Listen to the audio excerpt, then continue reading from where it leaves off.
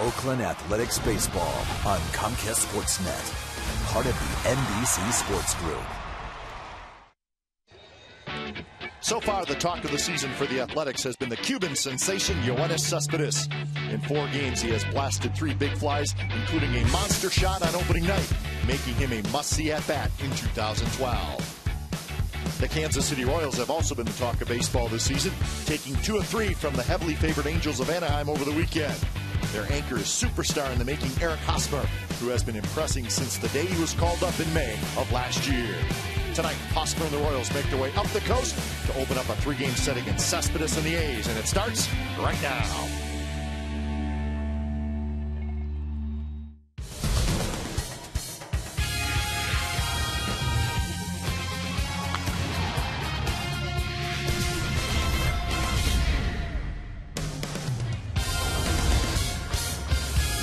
See some terrific young talent. We have it for you tonight here at the Coliseum. Yoenis Cespedes for the Athletics, Eric Hosmer for the Royals, and a pretty good young left-hander is going to make his A's debut, Tommy Malone. The left-hander will pitch tonight for the Athletics. So it's the first of a 3-game series, the Kansas City Royals and the Oakland A's, coming up on Comcast Sportsnet, California. Hi again, everybody. Welcome to Oakland A's Baseball, along with Ray Fosse. I'm Glenn Kuiper. Well, the series against the Mariners was only 2 games, but Ray, that's all Yoenis Cespedes needed to put on a show. 2 of the longest home runs that we've seen hit in many, many years, and he did it on back-to-back nights. You know, we have a chance to see a star being born right before our eyes. This young man has the quickest bat that I have seen in a very long time. You just watch how he swings the bat. This ball to left center went over the sweeps, not into him or just over the fence. And then, of course, Saturday night going opposite field. But the great thing about him, he has yet to pull a ball. First one to left center, second one to left center, and the third one to right center. And it's amazing, which means he's staying on the pitches. He's not trying to get out in front and pull balls. He has the power to hit them out of any part, maybe even Yellowstone. Who knows? Speaking of a star in the making, last year we were in Kansas City when the Royals called up Eric Hosmer in early May, and we watched his first batting practice. That was it. We said this guy's going to be special. You know, they talked about the lifetime contract for George Brett. How about for young Eric Hosmer? He is a tremendous talent. He's a hitter. He can play Gold Glove first base. A young man, there's no doubt the Royals are going to keep in their system at the major league level for a very long time. And you're right, Kai. We saw him in his first weekend. He looked like a 10-year veteran that weekend, and who knows what he's going to do throughout his career. All right, so we're looking forward to an entertaining 3-game series. It's the A's and the Royals from the O.Co Coliseum. We'll have lineups and first pitch when we come back to the ballpark.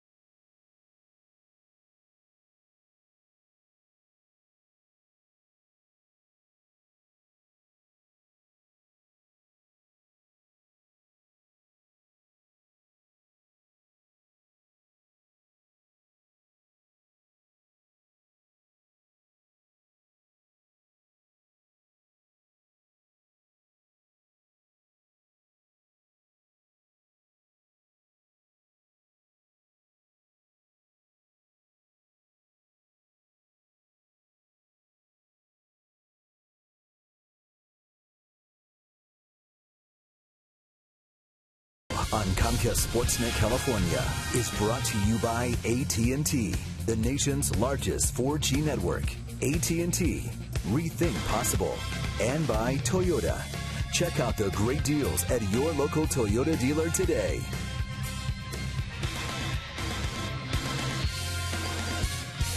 Royals are in town. The A's are wearing the green tops tonight, just about set to take the field for the first of this 3-game series. Game time weather for tonight is brought to you by, as always, the Santa Cruz Beach Boardwalk. The admission-free boardwalk is open for spring break now through April 15th. It's a cool night, 54 degrees. It's actually cooled off quite a bit in the last couple hours. Could be some ugly weather coming in, so I was just going to say, tomorrow. What does all that coolness mean? Yeah, so we'll worry about that tomorrow. But tonight, it's a cool night, but a nice night as the A's take the field behind Kurt Suzuki and their starting pitcher, Tommy Milone. And they will take on the Kansas City Royals. So Milone will have a pretty good challenge in his first start as an Athletic. The Royals look like a team that will score some runs this year.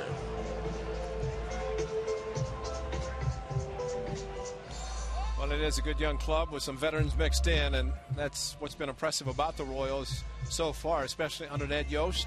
Managed the Brewers, front office of the Royals, and then took over an interim basis and named manager, and nice extension a couple of years after this year. Royals lineup: Jason Bourgeois, just acquired in a trade from the Astros during spring training. He's in left field. Lorenzo Cain in center. Then Eric Hosmer at first. Billy Butler's the DH. Jeff Francoeur right. Yuniesky Betancourt, who's back with the Royals. He's going to be kind of a super utility guy. He's at third base tonight. Brian Pena is the catcher. Alcides Escobar at short. Chris Getz is at second. And left-hander Tommy Milone, of course, acquired from the Washington Nationals. One of the players acquired in the Gio Gonzalez trade, and his Oakland debut tonight. Of course, the first 4 games started by Brandon McCarthy and Bartolo Colon, Tokyo, and here over the weekend. So tonight, the third starter needed, and it is Tommy Milone. 1-0 last year for the Nationals, but a great addition to their starting staff because he throws strikes, has a great composure, and a tremendous changeup. Talking to Kurt Suzuki, he said, "How many are you going to call?" He said, "I'm going to be wiggling my fingers all night calling the changeup." Let's hope that's the case because it's a good one. Defense for the A's tonight. Good outfield: Crispin left, Cespedes in center, Reddick in right, Donaldson, Pennington, Weeks, and Derek Barton is back at first base. Kurt Suzuki, as always, behind the dish. So that is your A's defense. So it's good to see Derek Barton back. Shoulder surgery in the offseason. Got some time in Sacramento, and Brandon Allen was let go today, and Derek Barton is the first baseman. Kia Kaihui will get some time as well. So Barton back at first, and the first pitch of the ball game to Jason Bourgeois, the left fielder, is a strike. So we are underway on a cool night at the Coliseum. A couple of pretty good hitters not in the Royals lineup tonight. Alex Gordon and Mike Moustakas, they're both getting the night off, both left-handed hitters. Maybe Ned Yost figured, hey, not a bad night to give guys a night off. And you're thinking, well, it's the 4th game of the year. What does a guy need a night off for? But it's really more get everybody some playing time as opposed to a guy needing a night off. Well, both guys mentioned kind of offers, but Bourgeois shoots the gap, and he's pretty fast. He's going to ease into second base as Cespedes was able to get over there and cut it off, but it's a leadoff double for Jason Bourgeois. Well, they're playing him to right center, and of course able to get out in front and pull the ball into the left center, and nobody was there. Even the speed of Cespedes, a long run. By the time he got to the ball, Bourgeois able to coast into second base, but had a chance to see the arm of Cespedes, even though no chance, and you can see the speed of this young man at the top of the batting order. He's got all zeros. Now he doesn't. Nope. He's got a hit. Here is Lorenzo Cain. Donaldson, the third baseman, in a step on the grass. Barton in as well. Cain shoots one to right field. Reddick toward the line. He's got it. Bourgeois will tag. Reddick's throw is there, and he's out. Wow. That's a play, folks. Just showed the speed of Bourgeois going from home to second, and figured Going opposite field, Kane going to advance him easily, but we have seen the strong arm by Josh Reddick. This is Ichiro-like, right on the bag, short hop, caught by Donaldson, and the tag. Tremendous play by Josh Reddick, and what a throw from the A's right fielder. Great play by Donaldson, staying in on the close play, especially with a short hop. But man, what a throw by Josh Reddick. That's a great way to start the game. Wow. Tommy Malone likes him already. So 2 outs just like that, and here's Eric Hosmer. Donaldson actually blocked third base a little bit with his leg, and Bourgeois' hand never got to the bag. A couple of home runs for Hosmer. This one is chopped foul. Well, I always say that a great defensive play can really inspire your offense, and what a great play by Josh Reddick in the top of this inning, and Donaldson on the other end. But just great defensive play. I mean, that could have been an easy run because the infield is going to play back with Hosmer hitting anyway, but Josh Reddick took care of that. Infield will play back now with nobody on base. Big swing by Hosmer, fouls it straight back on 0-2.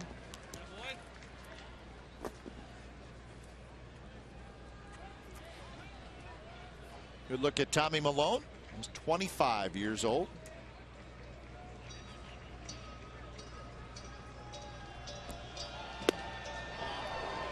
Malone, 6 foot, 205 pounds, and of course came over in the trade. Gio Gonzalez, 10th round pick of the Washington Nationals back in 2008. Pitched 3 years at USC. So that's the background on Tom Malone. James Hoy calling balls and strikes tonight.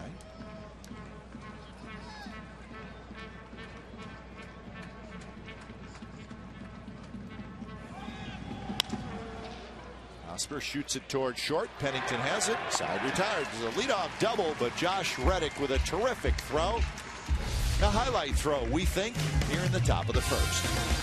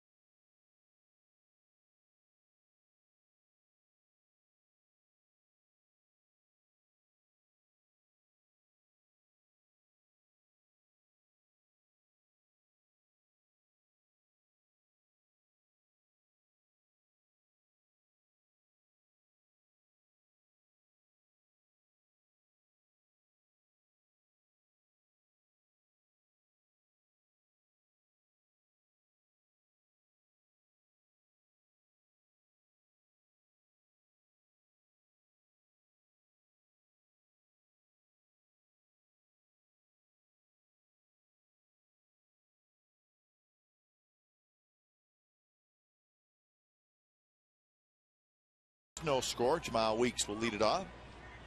Luis Mendoza, the right-hander for the Royals, is ready to work, and he kicks, and his first pitch of the ball game is in for a strike. I'll tell you the Mendoza story soon, and it's a pretty good one from Mexico. Give you the rest of the A's lineup in just a moment. Inside 2 weeks. Jamal 4 for 18 to start this season. He's got a home run. He also rolled over in his last at bat Saturday night. Ground ball to shortstop, and as he hit the ball, got out of the box, kind of rolled his ankle a little bit. So probably for Jamal Wiggs, yesterday was a good day for the club to be off. A chance to rest from Saturday evening to tonight, so some 48 hours, but take a lot to get him out of the lineup.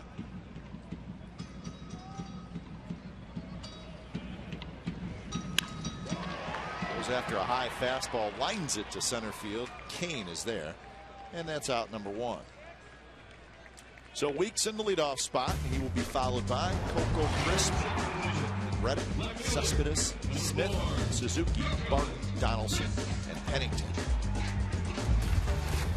Luis Mendoza, the starter for Ned Yost, the 4th starter of the rotation. He's earned it. 4-0 in spring training.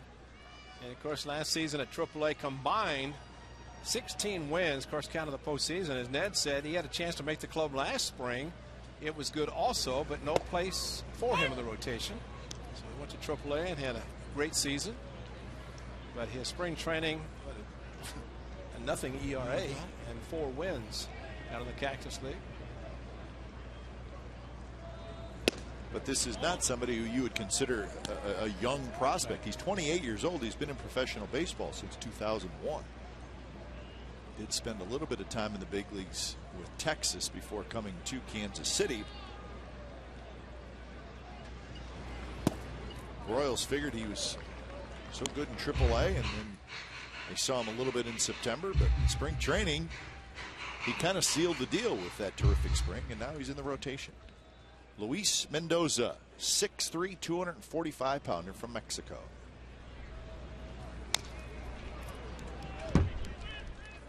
And I think it's fair to say, Ray, that the Royals they're going to score plenty of runs, but the problem they have had over the years is just trying to put together a good pitching staff. Now they have the offense. They just need to figure out how to get 5 guys to run out there on the 5th day. And that is something they have not been able to do in the last 7-8 years. And Brett Saberhagen's not going to come back. Brett's not coming back. See Bruce Chen.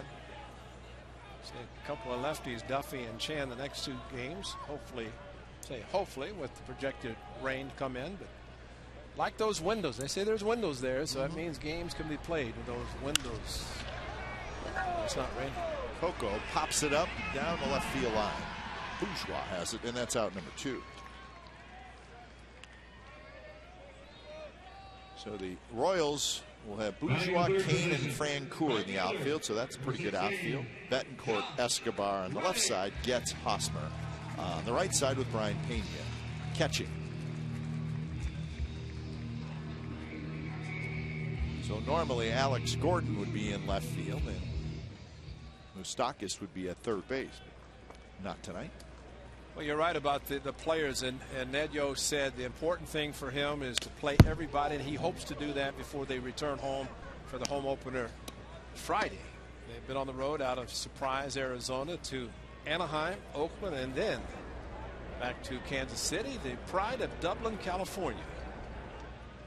I said, anybody still left? He says, oh yeah. Says, my phone's busy. Short hop. Getz has it, throws to first, so Reddick hits it hard. He's retired, and we're through 1. No score.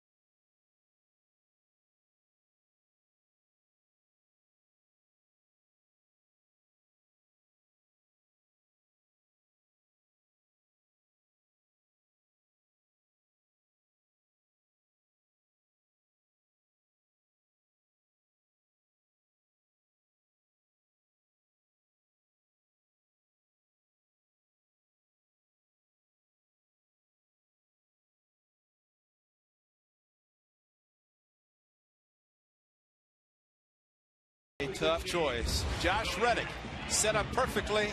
Very strong arm. Short hop. Josh Donaldson, nice block at third on Bourgeois, and a double play, 9-5, on what looked like is going to be an easy advance by Bourgeois on the fly ball to right field by Kane. Instead, Josh Reddick showed his strong arm.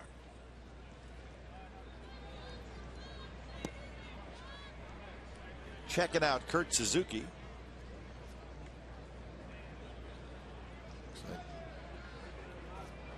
Paparesta's going to clean out the eye a little bit.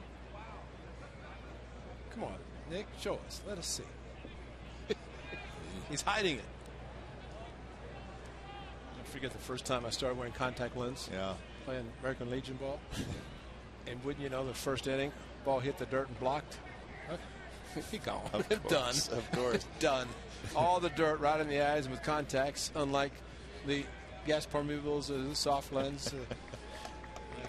Dr. Keener always tries to take care of me, and hard lenses at the time, forget it. No chance. Like somebody threw sand in my ears. Yeah, and contacts are probably a little better made now than they were back. That's okay. That's okay. During American Legion ball. That's enough. Yeah. But you're right. They have changed. Butler, Francoeur, Betancourt here in the second inning. So Tommy Malone, a strike thrower. I looked at his minor league numbers. He pitched 4 full seasons in the minor leagues. This one's skied toward left center. Cespedes takes charge, and he's got it for out number 1. Well, the Universal Baseball League, we talked about Cespedes and not understanding or speaking any English, but in baseball, he simply puts up the right arm, indicating as Coco ran over, I've got it. Don't have to say anything. A lot of time, just hand signals, in this case, an arm sign for him to put up the hand, and really like the way, and we've seen it so far in these games, how he's taking charge in center field, and I'm sure trying to learn as quickly as possible with the help of Coco Crisp, who's now playing left field. Pitch to Francoeur is a bit inside. The veteran Jeff Francoeur.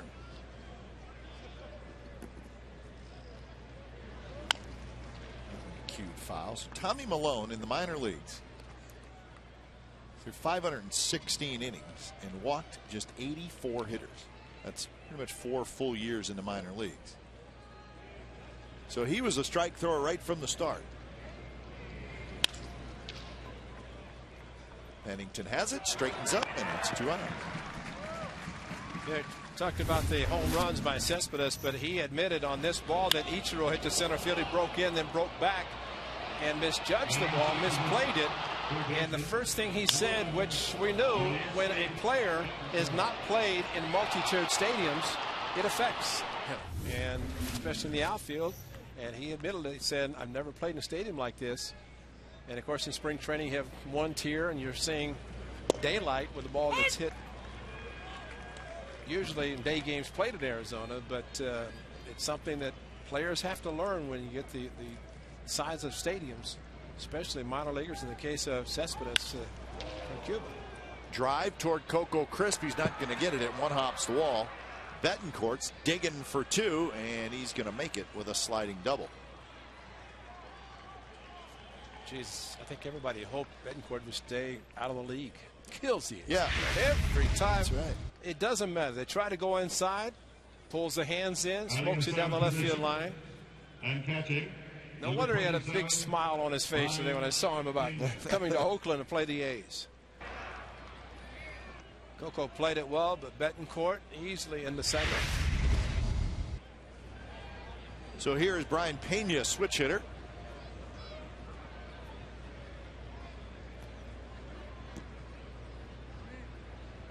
First pitch to Pena is strike out on the knees.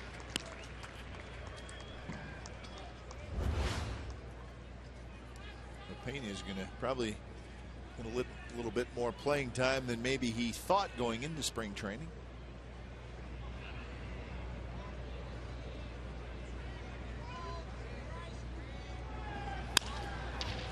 Donaldson has it.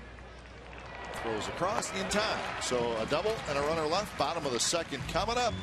Yoenis Cespedes is going to lead it off. No score.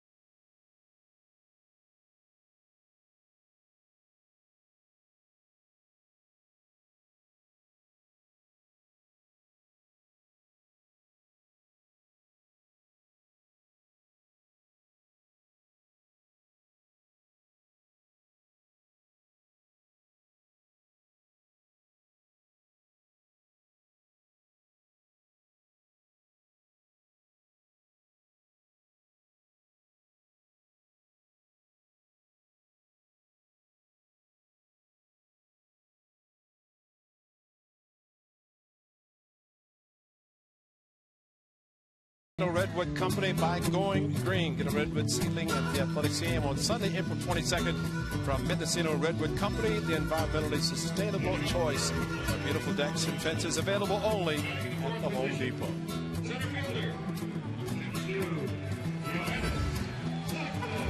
So Yoenis Cespedes to lead it off for the A's. He's hitting in the cleanup spot again today. Not surprised. He's already a fan favorite. 4 for 13 with 3 homers, 7 RBIs, and a double in his first 4 games in an A's uniform.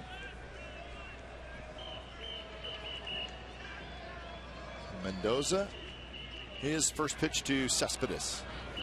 Swing and a miss. There are 4 players in baseball who have hit 3 home runs already this year. Now this is coming into today's action. Cespedes, Miguel Cabrera for Detroit, Jay Bruce for the Reds, and Corey Hart for Milwaukee.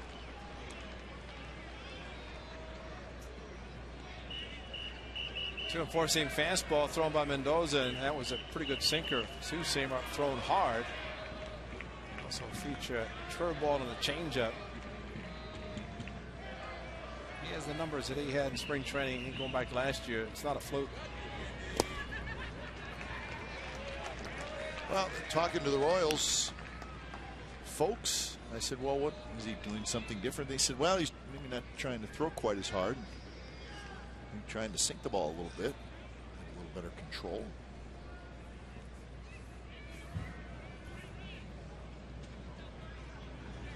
Swing and a miss. Cespedes chased, and that's out number 1.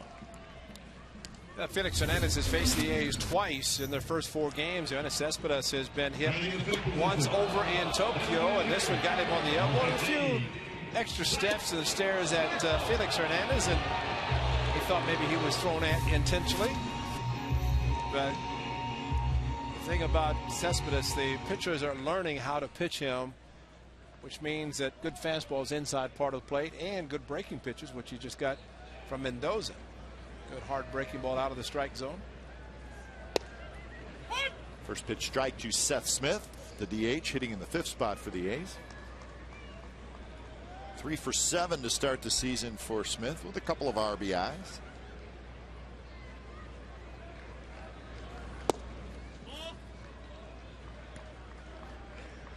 Jelly Davis, the new hitting coach for the Athletics and great switch hitter during his playing time, had players out today, early batting practice. There were about 10 guys. And he said something he likes to do, and that is on an off day, following an off day, to have the players come out and just get the juices flowing, get some batting practice, look at the ball, and it's a pretty good idea. They hit today at 3, finished at 3:30, and then started the normal batting practice. Cespedes lost a few baseballs. Diving play knocked down by Getz, but he's not going to be able to field it cleanly, so Seth Smith is going to have a base hit. He likes that hole between first and second. Tony Gwynn always talked about the 5.5 hole, left-hander going between third and short, but Seth Smith does a good job pulling, rolling over and finding the hole, hitting it hard enough that Getz, even with a nice diving effort, could not corral the ball. Comes up with it, might have a chance to throw out Smith, but just dive went too far, hit him on the heel of the glove, couldn't hold it. But good angle, nice effort, but Seth Smith gets another hit. So that'll bring up Kurt Suzuki. Kurt takes the first pitch strike. 2 for 17. Start this season with 3 RBIs for Kurt. I think the really cold weather and the ball not carrying great here at the Coliseum has got Kurt a little bit of journey going. He's not the only one. Hit a couple balls pretty good.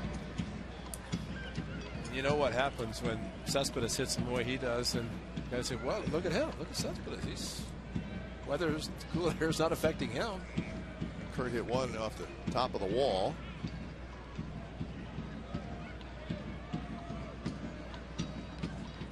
Derek Barton waiting in the on-deck circle. It is the bottom of the second inning. Very short lead for Smith at first. It does not look like he's going anywhere.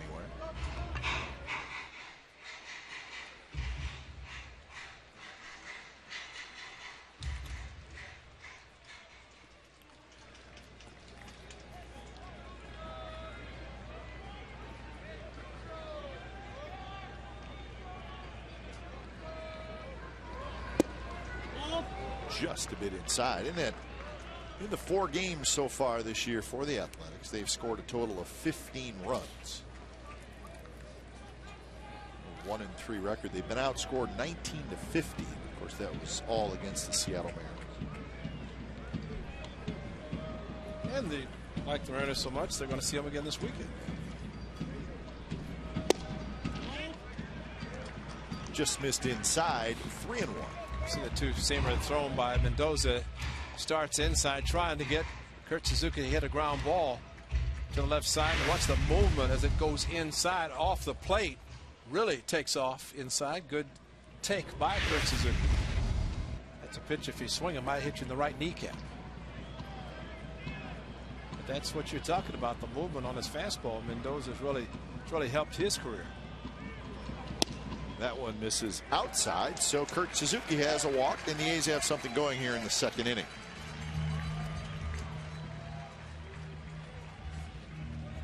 So some close pitches to Kurt. This one they just overthrew a little bit too much. Pena got a set up in the middle of the plate, and at times when a pitcher has so much movement on a fastball, you try to go to the corners, it looks like it might be on the plate, then the movement takes it out of the strike zone. So good idea by Pena to set up in the middle. So Derek Barton's first at bat here in 2012 is an RBI situation. He could really impress a lot of people if he had a home run. He made 4 starts at first base for Sacramento in his rehab assignment.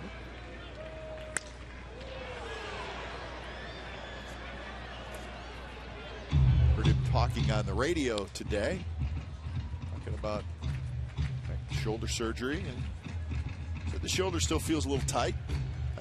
He said he just may not be able to throw as much, meaning just warming up before the game, during batting practice, maybe just throw less.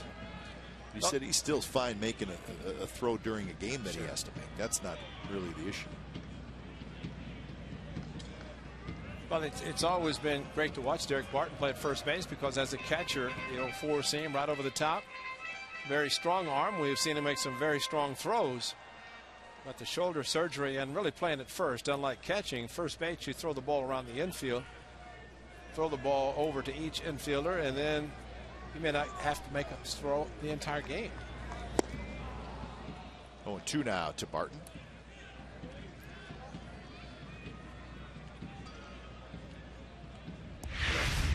The same two-seamer that was thrown to Kurt Suzuki, the right-hander, thrown inside this one to Barton, the lefty, and really took off outside, maybe even out of the strike zone, but great location by the pitcher.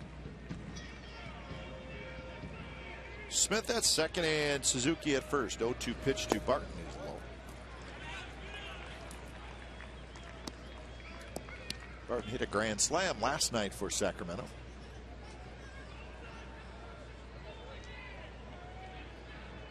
That may have speeded up his return to the Athletics. Who knows?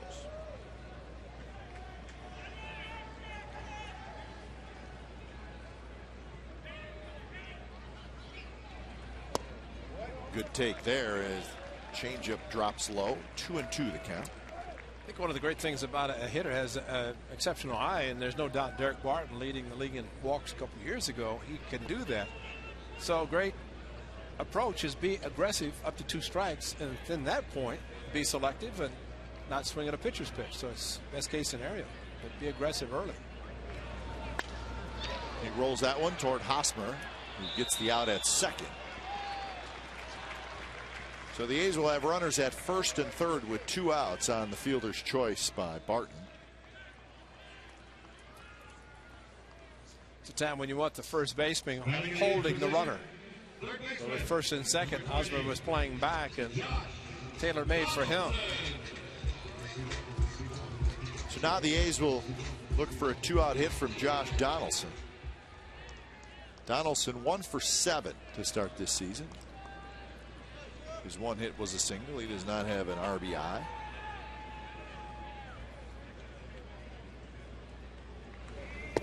First pitch is low.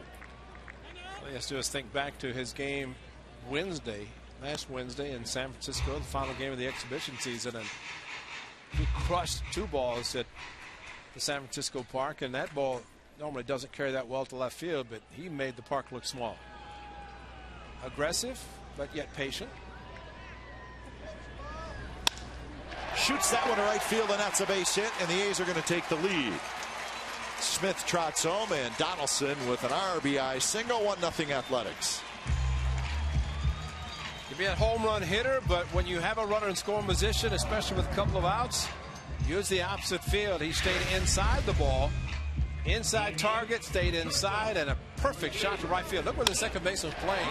He expected him to pull the ball, but great job by Donaldson going to right field, and he brings home Seth Smith with a 2-out single to his first ribby of this season.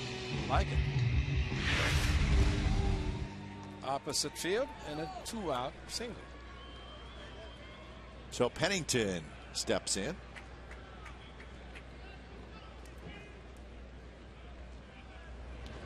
Pennington hitting in that 9th spot. So the A's indeed have 3 switch hitters in a row. It's just not 1, 2, 3 like it was in Tokyo. It's Pennington hitting 9th, and then Weeks and Crisp 1, 2.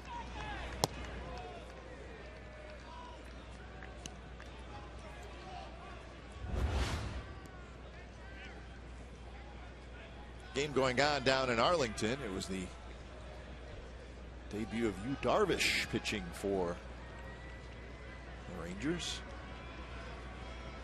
He is no longer pitching. The game is still going on. Rangers with an 8-5 lead over the Mariners in the bottom of the 7th inning. Darvish went 5 2/3. Gave up 5 earned runs, 4 in the first, I believe, right? First 4 pitches of his major league career, not even close. Sean Figgin walked him on 4 pitches, and it was an eventful first inning, but he also has to realize, and they have proven it, a very good offensive club, the Rangers, especially in their home park. Taken off for third is Barton, and he makes it.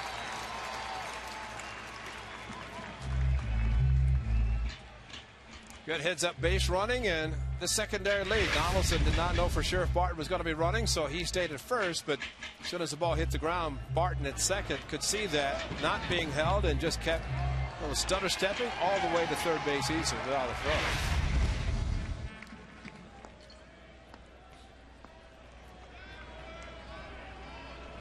So the wild pitch has runners at first and third now.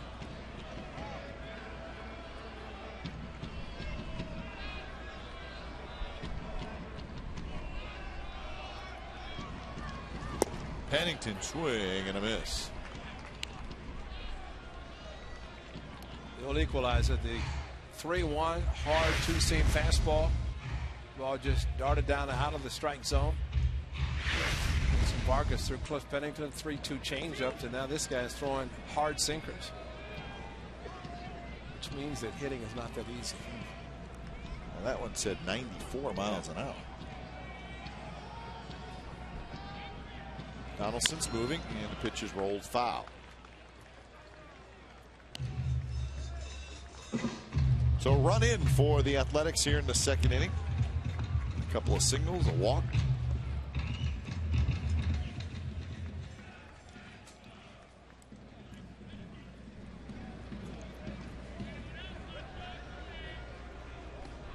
Donaldson will take off again on the full count. And a good take by Pennington. It's low. The bases are loaded for Jamal Weeks. That was a good take, especially after the 3-1, the hard sinker, and then ended up drawing a walk on a similar pitch. Just very good discipline by Cliff Pennington. Sharks in the playoffs? Oh, yeah. St. Louis. Thursday night, game 1 in St. Louis. Congratulations to the Sharks. Oh, yeah. Might as well just win it all.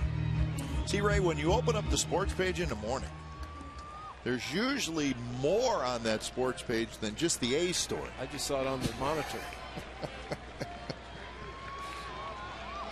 Baseball. It's baseball. So you just read the A's thing and then nothing else. Well, I could barely walk and run, much less skate. I had that opportunity. Looked like Mendoza got a glove on it, and that slowed it down. And a nice play by Getz. And Weeks, he thought he had himself a base hit. Josh Donaldson had a base hit with 2 outs, not going to run. We're headed to the third. 1-0 Athletics.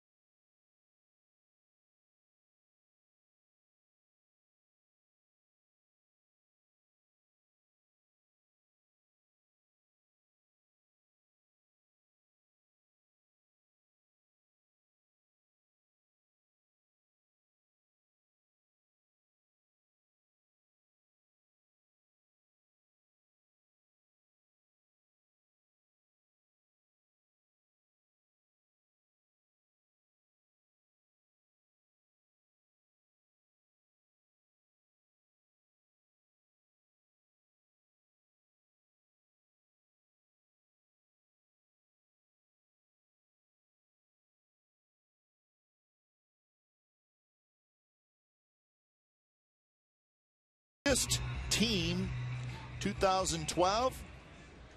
Royals are first. Astros are second. The A's are third. Average age for the A's 28 years and a couple of months.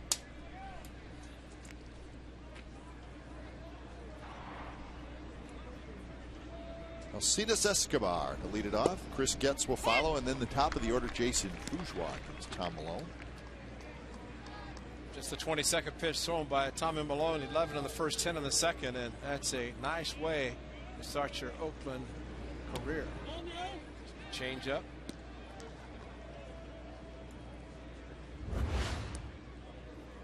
Three hits for Escobar to start this season.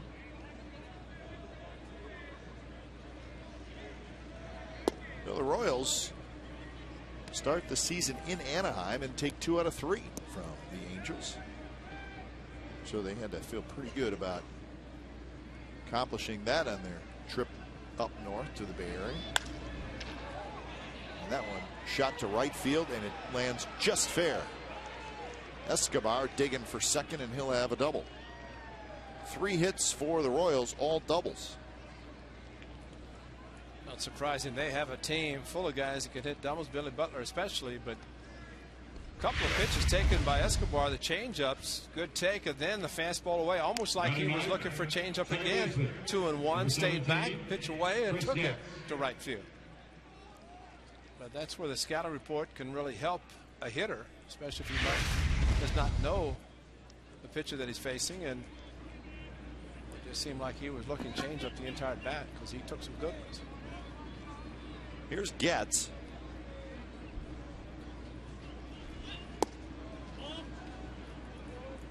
The Royals lost the opener out in Anaheim on Friday 5-0, but they came back and won Saturday night 6-3, and then they won yesterday 7-3. After getting shut out in that first game, they bounced back, scored 13 runs in the final 2 games of that series. How about the Royals? They lose their closer, Joaquin Soria, for the season,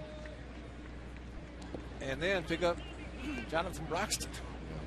Or at least they had him even before, and then Soria goes down, and so Broxton able to step into the closer role, which he's comfortable. I mean, been with the Dodgers, and 2 for 2. 1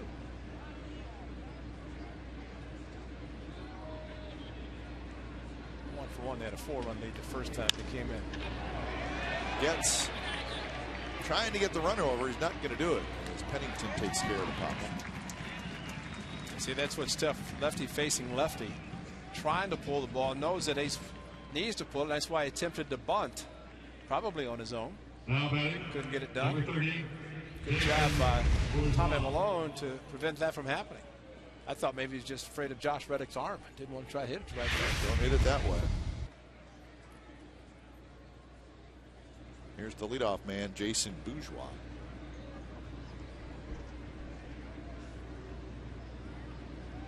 Well, we saw the Royals last year. A lot of people talked about their young bullpen and some really good arms down there.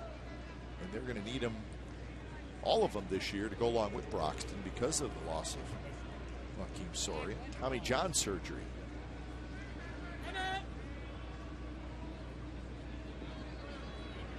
Bourgeois doubled leading off the game, but when he tried to advance from second to third on a fly ball to right, Josh Reddick threw him out.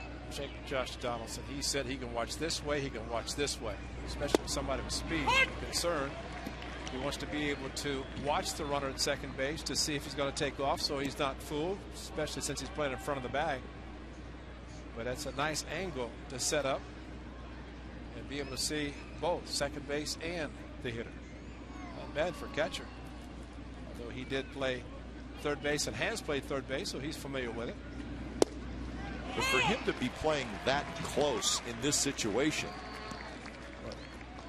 it's a little bit of a surprise. I mean, maybe the scouting report says, hey, this guy likes to bunt, but there's also a runner on second, and he's trying to drive him in. A bunt is not going to drive him in. But I think that's the first part about bunting. That's what he was protecting against, especially it's almost like a runner at second and nobody out looking for the bunt. But you're right. He should be thinking about driving him in, especially the way he crushed the double in the first inning. So 1-2 the count with Lorenzo Cain in the on-deck circle. But that does come from the scouting report because he would not have been there except for one of the coaches, probably Mike Gallego, directing him based on the scouting report, and that's something that you're always concerned about. Just to be prepared. Pennington Guns it across as Escobar dives back into second base.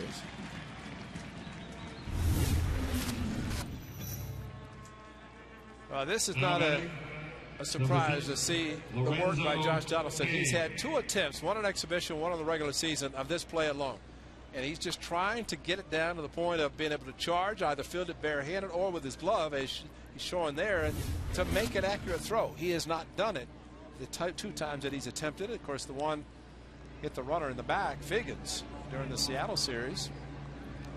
And then it happened against the Giants in the Bay Bridge series. Well, he'll take a few ground balls now from what we're hearing from the coaching staff. Well, he'll not only take them, he will be tested. As teams know that he's been a catcher the majority of his professional career. There's Mike Gallego, one of the best, whether he was playing for the A's or as a coach, third base coach, infield coach, and he works these guys tirelessly. Fly ball towards Cespedes. Racing over into right center. He's got it. So a leadoff double, but the Royals do nothing with it. Bottom of the 3rd coming up. 1-0 A's.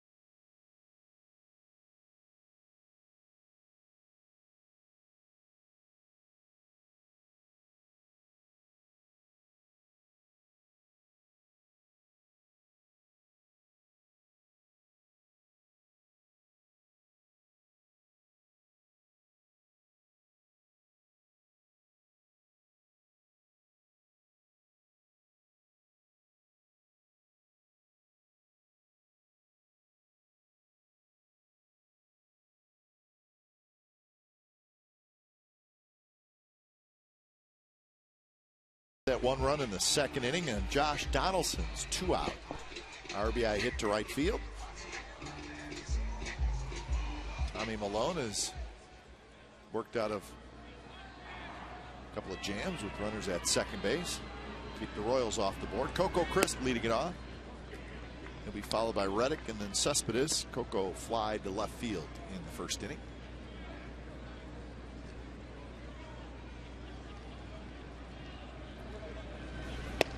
I was looking at the Royals roster today. Saw Vin Mazzaro's name, and he's pitching for AAA Omaha. So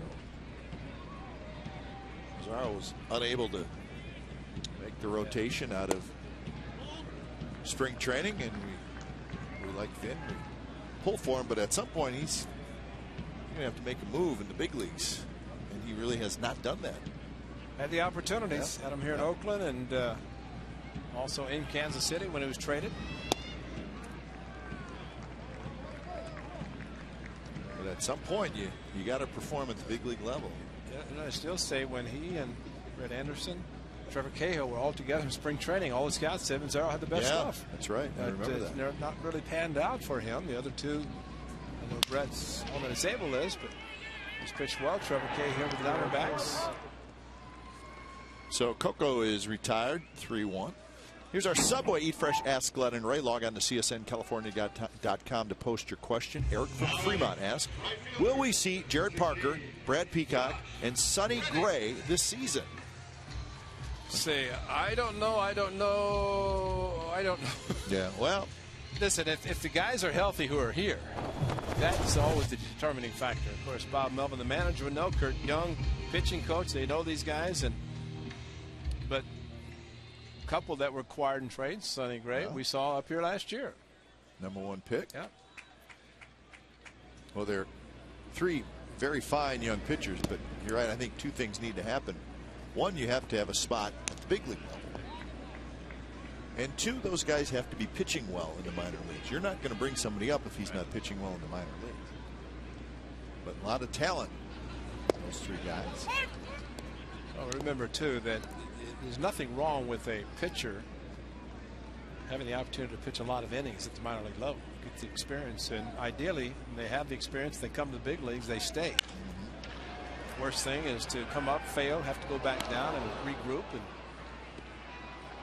Tyson Ross pitched last night, saw the report, walked 3 batters in 5 innings. So he has been sent out. The A's still don't need the 5th starter. What you said, the 17th, I think, is the time frame. So they could go with 4 starters until that time.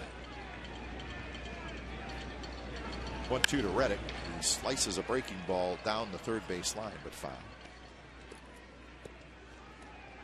I also remember Brett Anderson on the disabled list, and hope that he will come back sooner than later. And of course, Dallas Braden also. There is Brett Anderson, is with the club, and he's had a remarkable recovery from his surgery. And Dallas Braden, a little bit of a setback, not doing much of anything for 3 weeks. Francoeur, he's got it. But those 3 names on that list, and then if you put Tommy Malone on that list, Ray, I think in spring training it was safe to say that Malone was clearly the furthest along and most major league ready of those 4 guys. Sonny Gray we really didn't see a lot, but the other 2 did pitch some in the minor in spring training.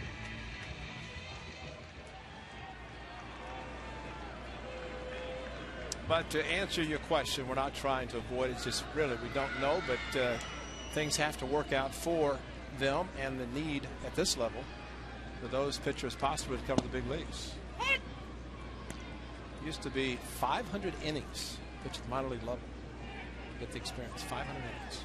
And for a hitter, how many at bats? A lot more. Yeah, you could do well over 1,000 probably, right? Yes, you could get 1,500 maybe, even more than that. Yeah. But the key is not to rush a pitcher or position player, hitter. Something that is done. 1-1 to Cespedes inside 2-1. Cespedes struck out swinging in that second inning.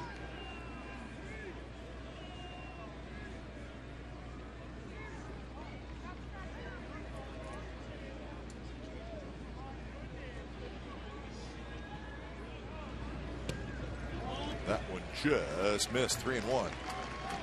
See, what we're seeing with Cespedes is that when he sees a pitcher for the first time, it's the case of Mendoza tonight, he swung at those pitches. 4 pitches in first at bat. I don't think he saw a strike, but he swung and struck out. But a little bit more patient in this at bat. Runs inside, and it's a walk. 2-out walk for Cespedes.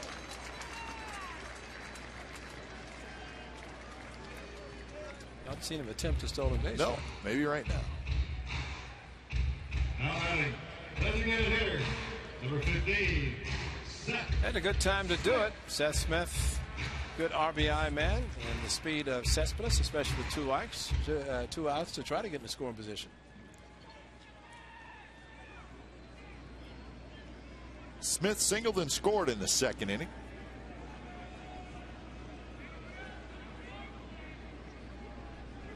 He's got a good lead. Cespedes not running, and the pitch is way inside.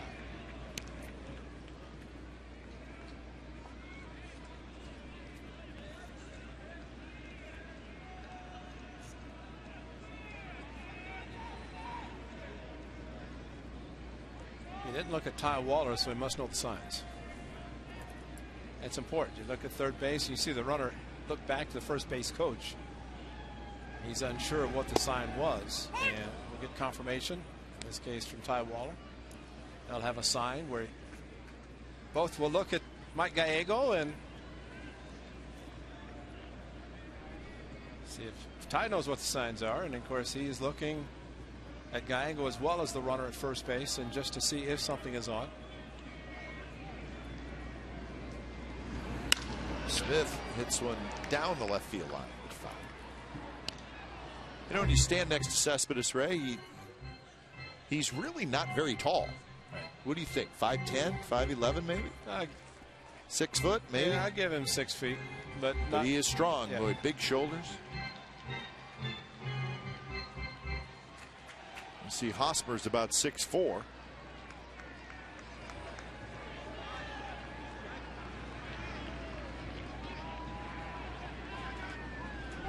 And there he goes, and the ball is line foul over Ty Waller's head. He got a good job. I think what managers like to do is give good base, good speed. I wouldn't put Cespedes. We don't know whether he's a good base stealer or not. But watch that first move. I mean, he has taken off, and what a jump he had. But Cespedes had a couple of strikes on him. Picking up the ball, good idea once contact is made. With the 2 outs, you don't have to worry about getting doubled off. Just keep running once the ball is in fair territory. So 1-2 the count now to Smith. Outfield shaded toward left center. Not running this time. The ball's hit toward the right side. Gets a couple steps to his left. Has it. Side retired. So the 2-out walk to Cespedes. He is stranded, and we're headed to the 4th. A's with a 1-0 lead.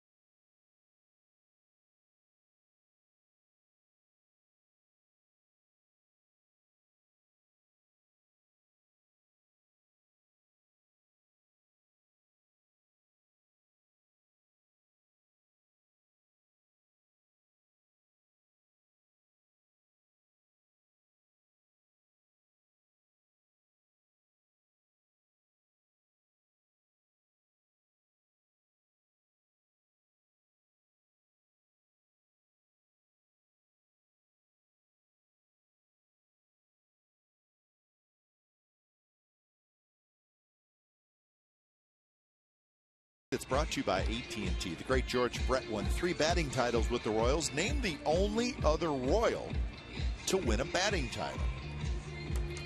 It's a good question. So George Brett won 3, and there was another Royal hitter who won them once. You know who it is? Do you know? Yep. All right. No, let me think. Give me a Speed. Decade. Speed. Willie Wilson. That's who I'm thinking about. Yeah. Well, they had the Royals with Kauffman Stadium when it was artificial surface. Man, they had some burners. Oof. And you played Kauffman Stadium, and we'll talk about it. Making 2 trips back to Kansas City this year, but down in the corners where it curves around on that artificial surface, the ball you had to learn how to cut it off. Otherwise, as the great Monty Moore would say, there comes the rabbit. Yeah. Monty was great. Campy Campaneris, when he played for the A's. Of course, Monty came from Kansas City with the A's to Oakland.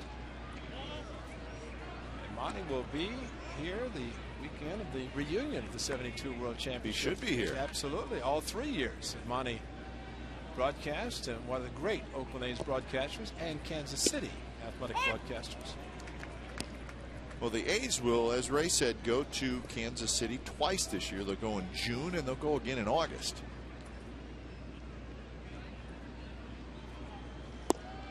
And there's the walk. So it's a leadoff walk to Hosmer. Want to have Kurt Suzuki on your wall at home? 7,500 kids will receive a fathead cling of the A's catcher. Presented by Comerica Bank when the A's host the Cleveland Indians Friday, April 20th. It's the weekend of the big '72 World Championship reunion. For more information and tickets, go to oaklandathletics.com/tickets. You got a cling? No, I don't. But I'm going to have one on the 21st, the next day. Chop toward Donaldson, right at the bag. He's going to go to first. He'll get Billy Butler. Hosmer to second. We're talking about the A's making 2 trips to Kansas City. All the players will be going on those 2 trips. Somebody, and we hope more than just one, will be going to Kansas City for this year's All-Star game, which will be the Midsummer Classic at Kauffman Stadium. First time in a long time that the Royals will be hosting the All-Star game. Back to the '70s. Well, I believe they hosted it the first year of the new stadium, 1973. Yeah, exactly. So that's when the stadium opened, and that's the last time they hosted the All-Star. But the stadium then and the stadium now is much different. They put a lot of money at Kauffman Stadium, and rightfully so, to make it a great stadium without really doing other than just refurbishing and making it with the upgrades. But it's a great stadium. Yeah, it's one of our favorites. I think the last 2 years, maybe the last 3 that we've gone there, it's been in the middle of summer, obviously, and it's been hot. Really hot. So we talked about with the All-Star game in July, unlike this past year in Phoenix, the roof will not be closing Kauffman Stadium. Although one time they thought about having a roof, but it was not going to be. Oh, look at it. Runner goes, throw to third is in time. Hosmer thrown out by Suzuki.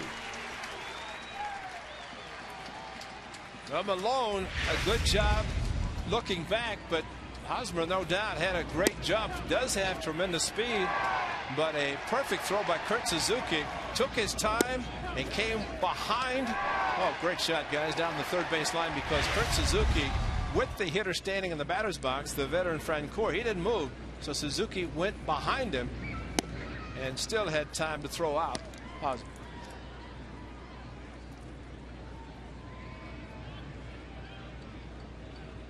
Jeff Francoeur, 3-0.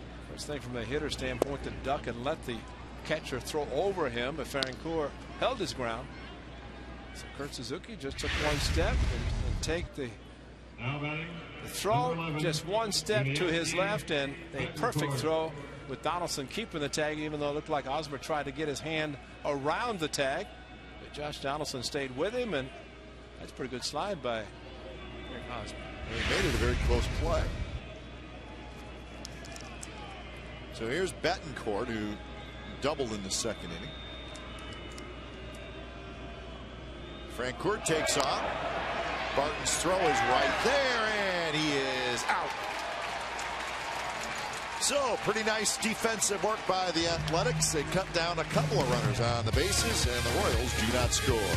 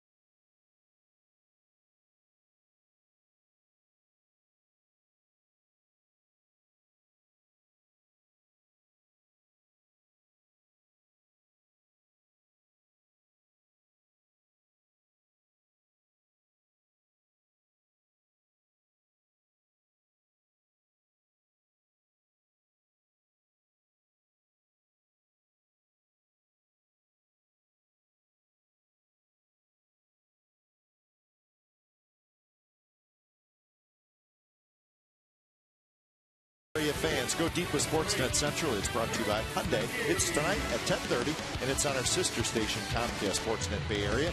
Kate Long will have post-game A's report, highlights from around Major League Baseball, and are the Sharks ready for the Blues? How about that first-round matchup? Sharks-Blues starts Thursday night in St. Louis.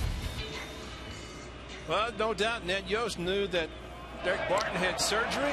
But how about a perfect throw by Derek Barton to shortstop Cliff Pennington on the attempt by Francoeur. Francoeur running inside to try. Ooh, kicked Pennington in the head, too. Accidentally. And he may have been safe. But you saw how Francoeur, with the throw to coming from Barton, he ran inside just in case Barton was going to throw, which he did. He had to throw around him. But there's a lot of action going on there at second base. Pennington's look, I think, was priceless, especially when he got kicked in the side of the head. Let's hope he's all right. Kurt Suzuki walked in the second inning.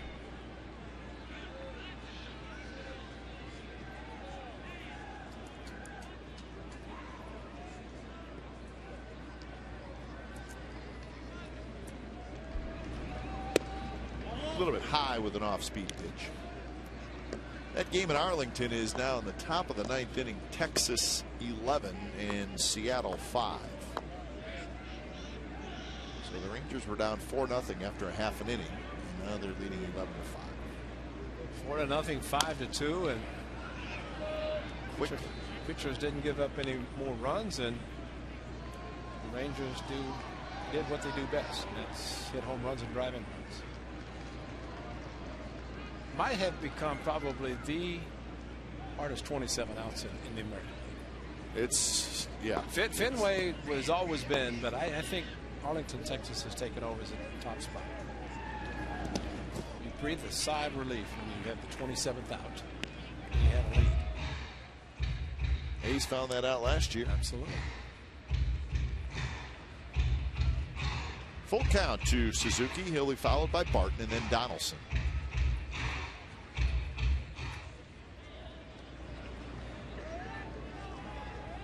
Mendoza has allowed a couple of hits. He's walked 3 and struck out 1.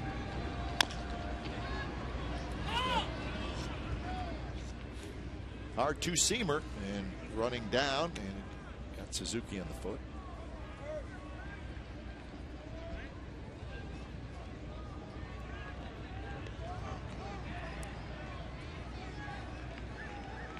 .66 pitches thrown by Luis Mendoza. In the 4th inning.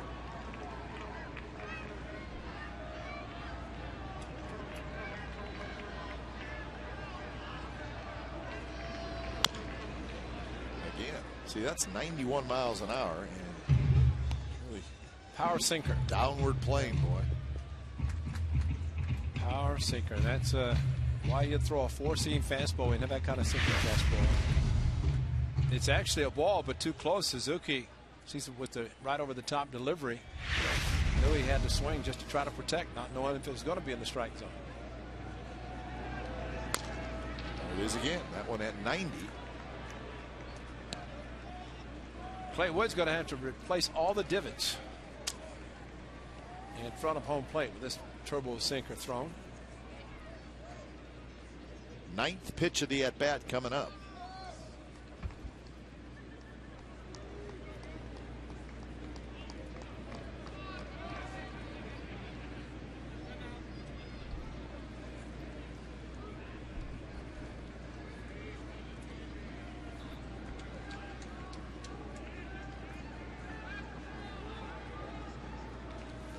Kurt's ready, so is Mendoza.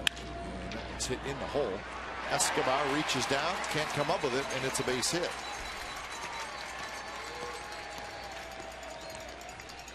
Hit number 3 for the A's. It's a leadoff single by Suzuki. Escobar hoping the ball would come up because he was just going to his right, reaching down, hoping to catch the ball, plant and throw, but it never went down far enough to catch the ball. It stayed down on him. It's going to be a tough play to throw out Suzuki anyway from the outfield. But like you stumbled a little bit. That's a tough play, trying to reach down to the opposite side, but Suzuki, a very good at bat, 9 pitches to get the base hit. Barton hit a ground ball to first. It's that one right back up the middle, but Escobar is standing right there, steps on second, flips to first, and it's a double play. So well positioned was Alcides Escobar, and he takes care of the double play. Positioning is the key, because the ball was off the glove. This time was off the glove of Mendoza. Deflected it back towards second base, and Escobar covering. So that is a actual 1-6-3 double play, but it was all Escobar. Well, the Royals turned 5 double plays in that 3-game series down in Anaheim. That is their 6th of the year.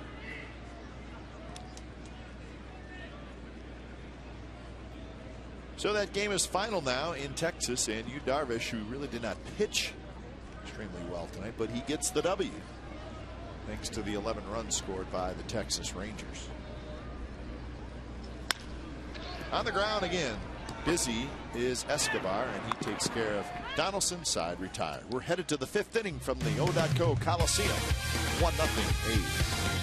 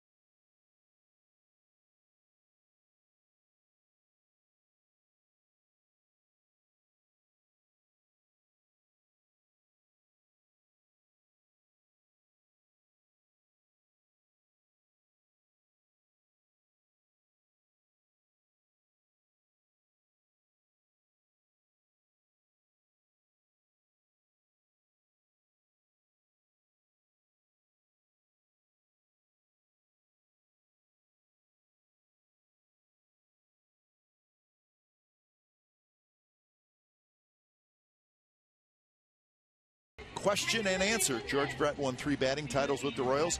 Named the only other Royal to win a batting title. It was indeed the speedy one, Willie Wilson. In 1982, he hit .332. Spent a little time in the green and gold. Did Willie Wilson, switch hitter?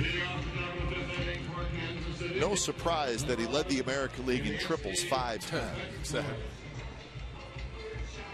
The steals, he had it all. The speed burner. Boy, he could run. He could fly. Freddie Patek, ball club. Remember, Amos Otis was there. They had speed, and that park was built, and they had speed as a result of the type of stadium they had. The real artificial surface. George Toma, the great head groundskeeper that did a lot of the, has done a lot of the Super Bowl sites. George was the only guy could see him growing grass on an artificial surface. He could do it.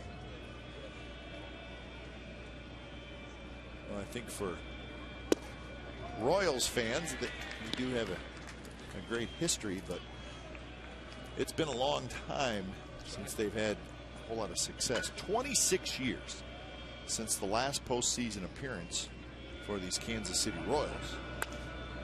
And that was 1985 when they won their only World Series. Betancourt is retired on the pop-out, and that's out number 1. Well, we welcome back to the big leagues our good friend Rex Hudler. Rex Hudler back And he's with the Royals along with Ryan Lefevre, the son of Jim Lefevre, a great player and batting coach. And, of course, Rex Hudler with the Angels for many years. I think he's had 11 seasons, 2 years out of baseball, and back now with the Royals in the Midwest. How about that, in California? Yeah. Going back to the Midwest. But he's enjoying it. And, you know, tough on Rex Hudler because the gentleman who was there the last couple of years, of course, Paul Spudorf, who we really admired, great pitcher and broadcaster, and unfortunately passed away. Frank White had taken over, great Hall of Fame second baseman. There is Steve Fiziak also back. He was with Rex Hudler in Anaheim. But the thing about Rex Hudler, especially on TV, taking over for Frank White, who has a statue, his number retired, is a Royals Hall of Fame. And so here's Rex Hudler going back with all his energy. And he said it's tough because fans are saying, who is this guy and where's Frank? You know, and that's the biggest thing. But I said, all you have to do when you play the Mariners, talk to Rick Riz, because he took the job in Detroit when Bo Schembechler fired the great one. Yeah, Ernie Harwell. Diving play by Barton, and it was a dandy. Takes a hit away from Brian Pena, 2 out. Great range. He's 0 for 2 in his first 2 at-bats, but a great defensive play. Actually, the second, as he part of the caught stealing last inning by Jeff Francoeur. This one diving to his right.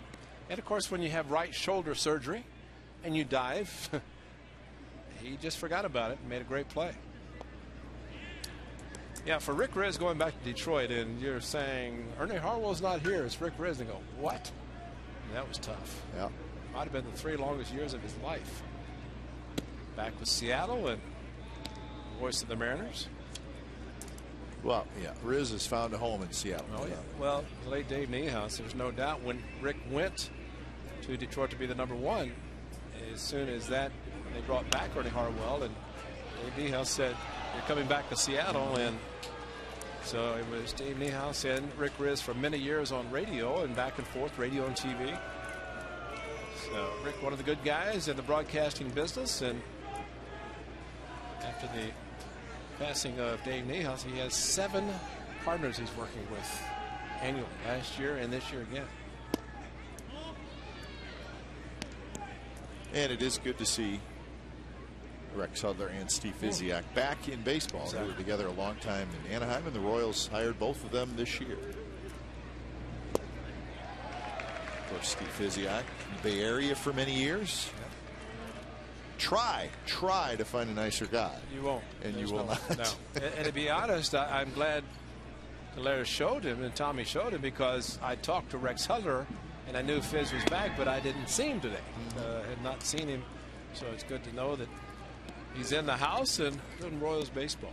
Bob Davis sitting beside him. There is Mr. Davis, longtime Royals broadcaster, TV and radio. A soft line drive into the glove of Pennington. So nice inning for Tom Malone with a little help from the defense.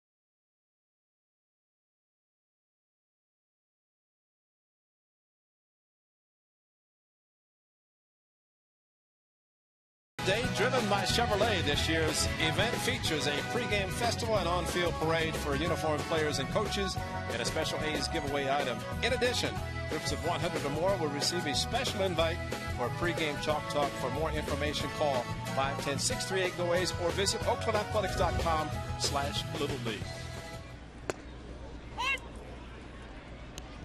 Cliff Pennington to lead it off. It'll be followed by Weeks and Crisp here in the bottom of the fifth inning.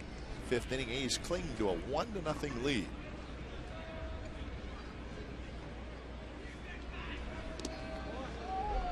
So Malone and Mendoza both have been fairly sharp. But Tommy Malone's been unbelievable as far as pitch count. He's, of course, his last outing at AAA was a perfect 6 innings at the Saturday night following the trip to Tokyo. Well, and the A's threw a runner out at third from the outfield. Threw a runner out at third trying to steal. Picked off a runner trying to steal. So they've erased 3 base runners in the first 5 innings. Pennington shoots it toward the A's bullpen. They clear out just a little bit down there. Well, Malone's given up 3 hits, so Ed Yost, their manager, the manager of the Royals, going to be thinking, try to figure out a way to generate some offense, but Malone has stifled the hitters of the Royals. Pennington rips one to right field, but Francoeur a couple steps to his right. He's got it. So that's out number 1. Here's our true story. It's brought to you by McDonald's. We go back to June 15th of last year. That's Jamal Weeks stealing third. That was his first major league steal, and it came against these Kansas City Royals. He eventually scored on a Pennington single, and the A's won the game 2-1 that night. So that was the first major league stolen base for Jamal Weeks. Well, Jamal, after watching that, realized that he better start his slide a little bit earlier. He slid so late he hit the bag. It catapulted over the bag into foul territory. Well, that was a little bit of an issue for him last year, sliding a little late. Well, and over sliding second base, which he did a couple of times. But, of course, the great Hall of Famer Ricky Henderson, still with the Athletics and working in spring training with the major league players. Minor league complex as well, and Ricky will be here at the Coliseum on different occasions, watching the base runners of the Athletics here, and no doubt helping them in many ways.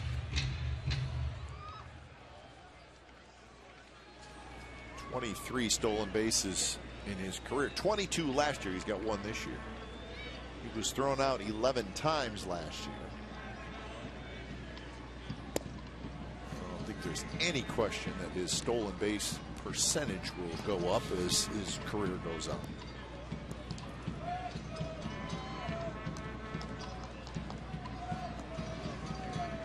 One and 2 the count. 2 Weeks with Crisp waiting on deck.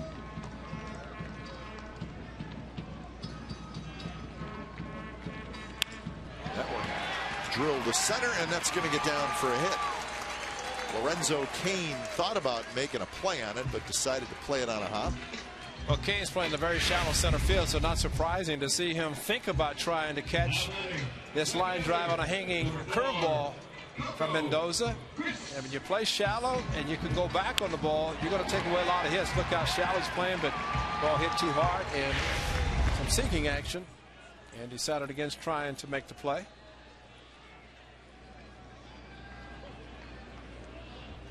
So Coco steps in.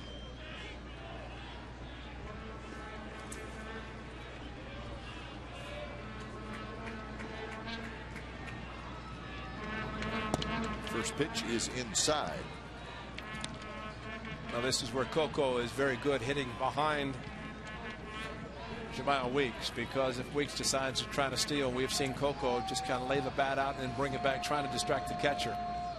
But it's tough being a left-handed hitter. Green light for Jamal Weeks, but the way Coco has his head turned, he can look and see when Weeks does take off. The ball off of Hosmer. Weeks is going to try for second, and he is going to be out. It just did not roll quite far enough away. Hosmer raced after it, picked it up, and made a good throw.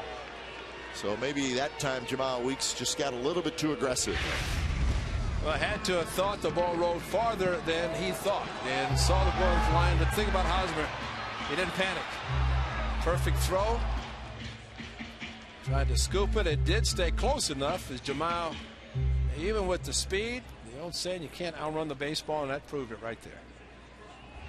Although close enough, looked like his hand got it before the tap. So that's the second out. Coco drives one to center. It's hit pretty well. Kane going back. He's near the wall right in front of the Comcast Sportsnet California sign. And he makes the catch. So a base hit, nobody left, and we're headed to the sixth inning. Still 1-0 Athletics.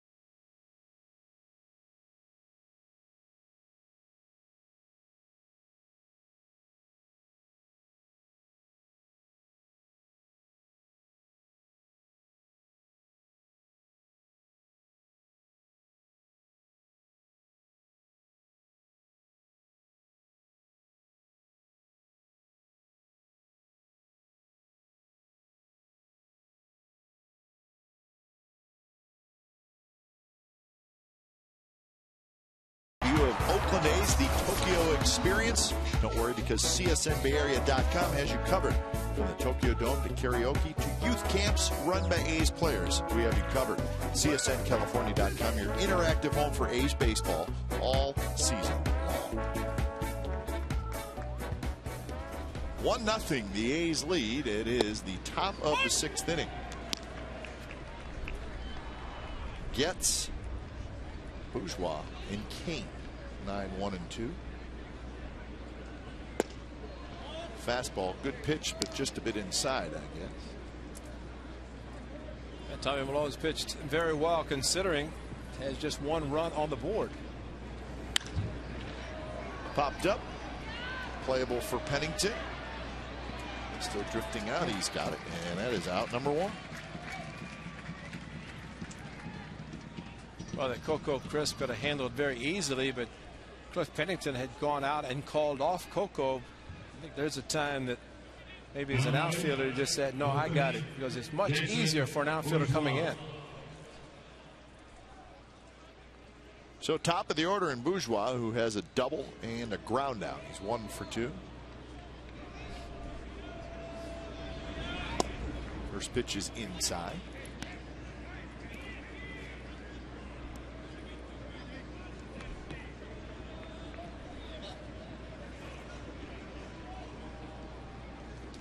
Well, after yesterday's games, right, the Red Sox and the Yankees were both 0-3. Yeah, that's a real concern, isn't it? Yeah, everybody was worked up. Well, they were probably worked up in those two cities, not necessarily the players. But it said that last time both the Yankees and the Red Sox started a season 0-3, meaning both of them doing it, was 1966. Yeah. Now, I don't think the two franchises to be concerned about at this point. Nice play by Donaldson. Gets up, guns it to first, 2 outs.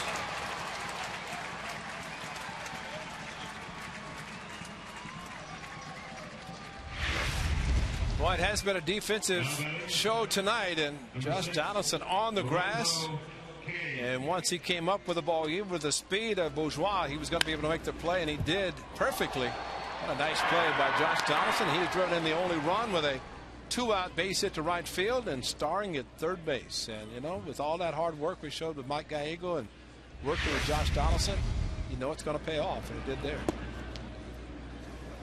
So Lorenzo Cain hits with 2 outs.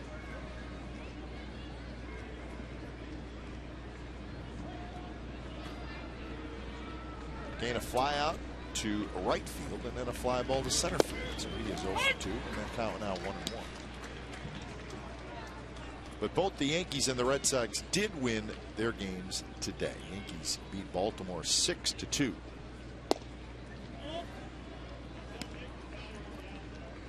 Nova got the win over Brian Mattis. Jeter went 4 for 4. So the Yankees are in the win column. It'll pop up. Derek Barton backpedaling. He's got it inside. Retired 3 up, 3 down inning. Malone has retired 6 in a row. Cespedes is going to lead it off, or he's going to bat second. And the A's with a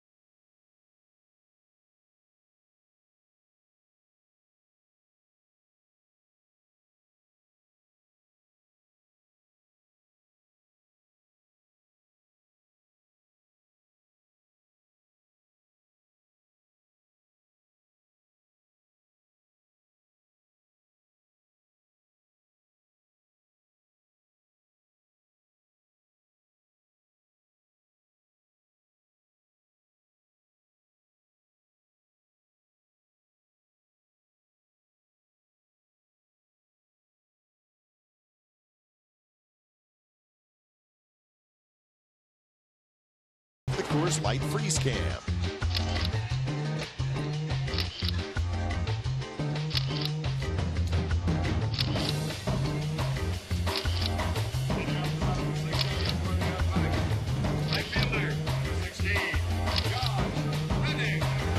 Coors Light Freeze Cam is brought to you by Frost Brewed Coors Light. It's the world's most refreshing beer. A's with a 1-0 lead over the Royals in the first of this 3-game series.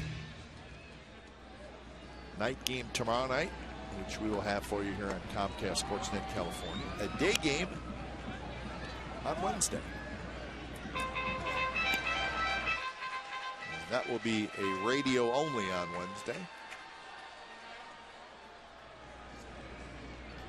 Reddick, Cespedes, and Smith.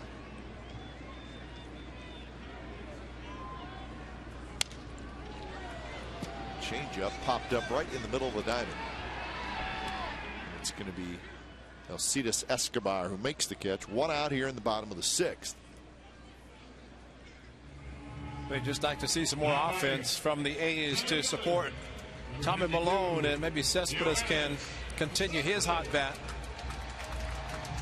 because you have a 1-run lead, only 1 run on the board. That enables the Royals, if they get a base running, then try to continue what they've already done, and that's either steal a bag or maybe hit and run, do something. Bunt. But so far, Tommy Malone has stopped them from doing anything. First pitch to Cespedes. Breaking ball is in for a strike. A strikeout in the 2nd, a walk in the 3rd for Yoenis Cespedes.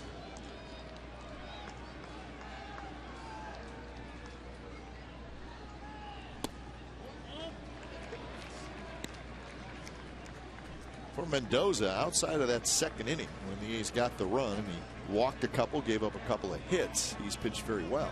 But he has thrown a lot of pitches. And Tommy Malone has not thrown a lot of pitches. That's the amazing thing, and how well he's been working tonight. 69 for Tommy Malone through 6 innings, and Mendoza a lot more. 87, 88 now. That hard sinker, and Cespedes swings and misses. 1-2 the count.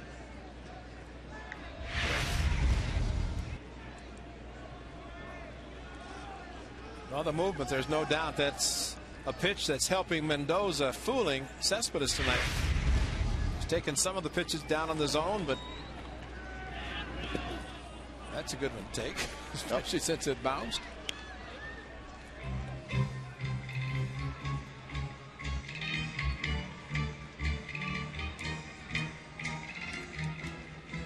Smith will be next.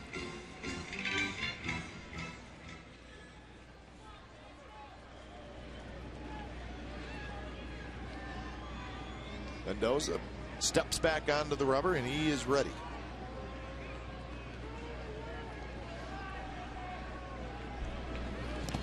And a pitch in the dirt, and Cespedes swings and misses, so he is struck out for the second time. He has struck out 9 times now this year. Well, once he recognizes this curveball and knows that when it leaves the pitcher's hand, it's got a pretty good chance of being out of the strike zone and in the dirt. Good block, good catch by Pena to make the put out. And sure, people are saying, well, it's home run or strikeout, but just still realize he's only been in this country for about a month now. And a week of that was in another country, Japan. First pitch to Smith is in dirt, blocked by Pena. So we told you that the Yankees won their game 6-2, and the Red Sox got their first win. Boston beat Toronto 4-2. Toronto had a 2-1 lead in that game going to the 9th, but the Red Sox scored 3 in the 9th. They needed that after what happened to them in Detroit yesterday. They thought they had a game against the Tigers won a couple of times, and they could not finish it off. And especially with the 2 strikes on Avila. Might have been off the right hand of Pena as he tried to block curveball in the dirt. And you know, there are times that you get your hand out of the way, and that's the time, because nobody's on base. It's not 2 strikes on the hitter. Pena trying to block everything thrown by Mendoza. That's low, 3-0. Yeah, when you're down to 2 strikes to a hitter with a 2-run lead in extra innings, and you give up a 3-run home run and walk off, and that's from a guy that's not known to hit a lot of home runs, Alex Avila, but yeah, Prince Fielder going opposite field, Miguel Cabrera. They've got some big hitters in that lineup. Ryan Sweeney singled home the go-ahead run in the 9th inning for the Red Sox. So Boston and New York now each 1-3 to start this season.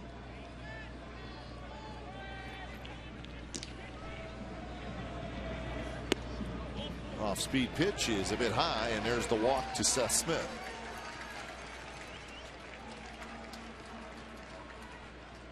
So that is the 4th walk issued by Mendoza. Dave Island taking over for Bob McClure, who went to Boston. Bobby Valentine, pitching coach. Of course, McClure, longtime pitching coach of the Royals.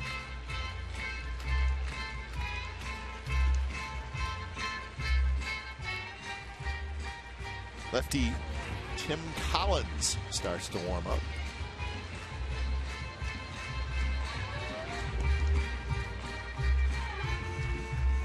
So a runner at first, 2 outs for Kurt Suzuki. Now batting, the catcher, number 8, Kurt Suzuki. Suzuki has been on base twice tonight with the walk and the single.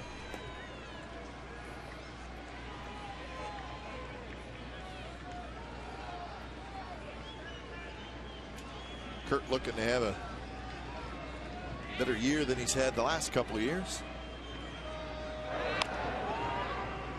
The A's need him to do that. Well, you talk about him bulking up muscle-wise. He did, definitely did it. He's a lot stronger, and eating habits, trying to put on weight instead of losing weight. That's just a matter of finding the holes with some of the hits. First pitch strike to Suzuki, 0-1 the count. But I think for Kurt, just as much as his offense would be his throwing out base runners, and when given an opportunity, he's going to have success, which he has done tonight and did against the Mariners on Saturday night. Strong arm, his mechanics very good. Melvin working a lot with Suzuki. Of course, Melvin, a former catcher. There's a shot left center field and a base hit. Smith will stop at second. Now the ball's kicked around, and Smith will go to third. So Seth Smith keeping an eye on what was in front of him the whole way, and as soon as he saw the juggle by Kane, he shifted into the next gear and went to third. It should be an error because he was stopping at second. Yeah, it definitely is an error. I think heard that ball came up, hit him in the heel of the glove, and you're right, Seth Smith just watching and stopping and then going. That's just keep the momentum going a little bit, enough to make him second base or to third. So we're going to have a pitching change as Ned Yost wants to go lefty on lefty. So when it's time for change, think Speedy Oil Change and Tune Up, your oil change tune-up and smog experts.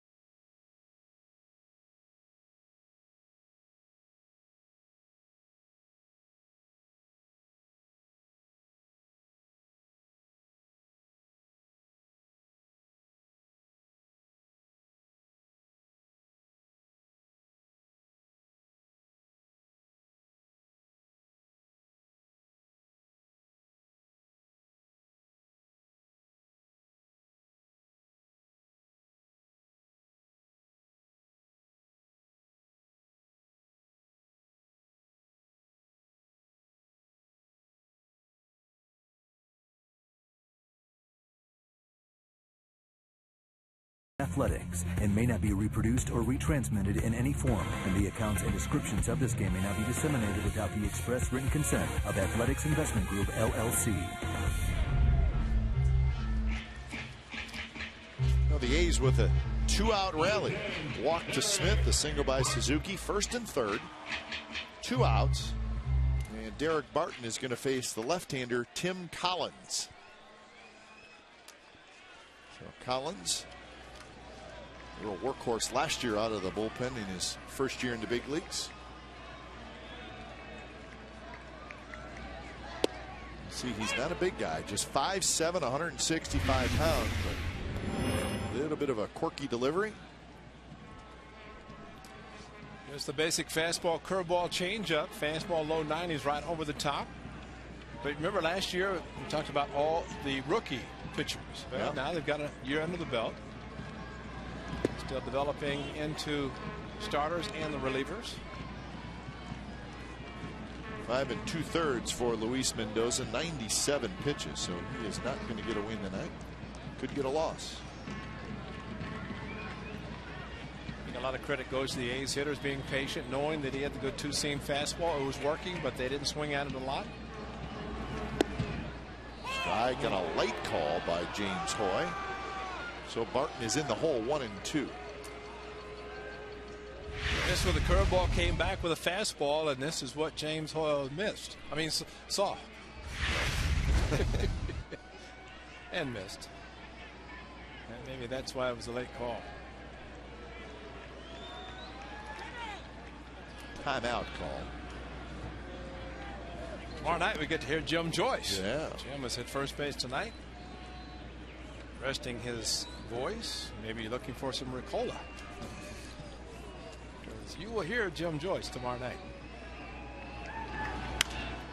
Barton hanging in there on the high fastball. So the count remains 1-2. Barton with a fielder's choice, and then he hit into a 6-3 double play. So 0 for 2 in his first game back. Josh Donaldson had a 2-out hit. Derek Barton trying to do the same, and Ned Yost hoping his lefty can come through and get the job done. That one way outside, 93 miles an hour. Collins last year pitched in 68 games. He was 4-4 with a 3.63 ERA. A lot of walks, 48 walks in 67 innings pitched.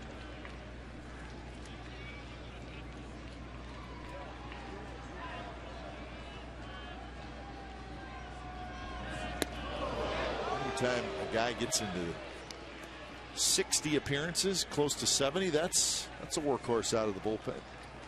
Well, he's putting himself in a position now to come in and try to get a lefty.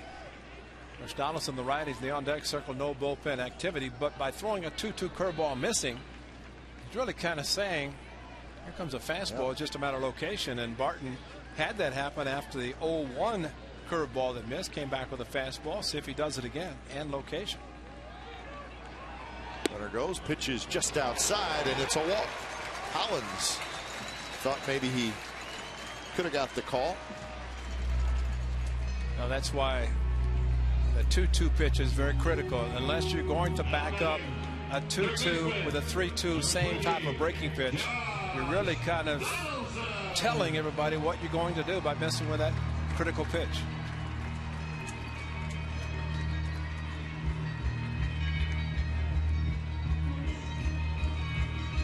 A's have just matched their hit total with their walk total, 5-5. But still just one run. Well, Donaldson got a big hit in the second 2-out single to knock home Smith. He's got another chance here.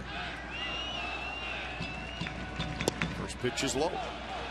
Smith is at third, Suzuki at second, Barton at first. Kurt Suzuki at second with nobody holding him. He is getting halfway to third when Collins delivers the pitch. So any base hit the outfield should not be any contest trying to throw him out at home. Cue shot. That one 85 miles an hour, so maybe a change up.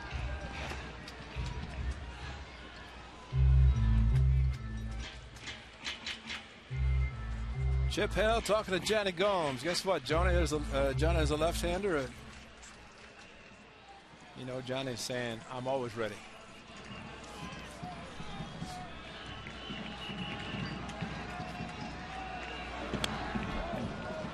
Another changeup, and that one was up around the eyes. Here's that home run over in San Francisco. He hit two, and neither one was a cheaper. Here comes the other one. A very good day. Johnny Gomes going deep. The right-hander is beating up on the right-handers. 1-2 pitch, breaking ball fouled right at the plate.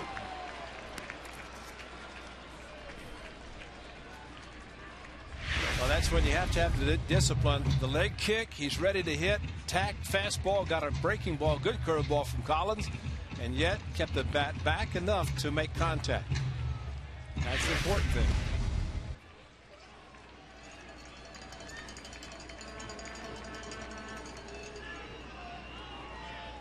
Lots of walks.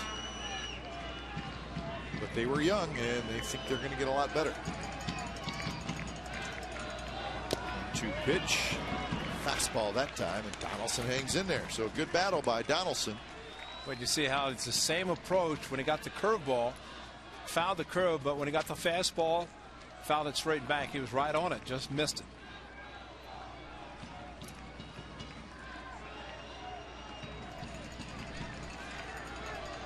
So again, the 1-2 with the bases loaded.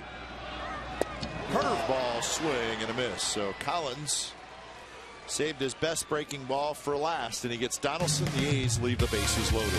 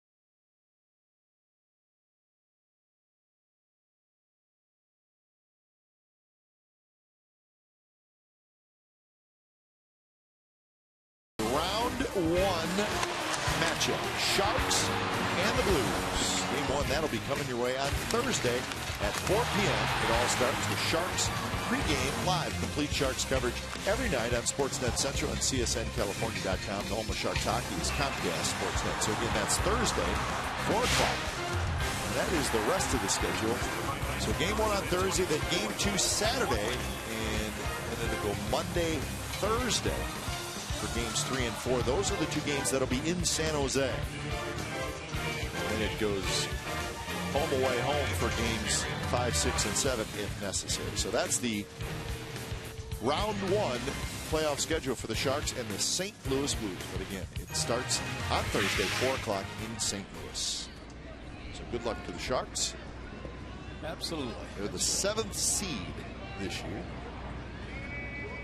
That's a contact sport too, isn't it? Oh, man.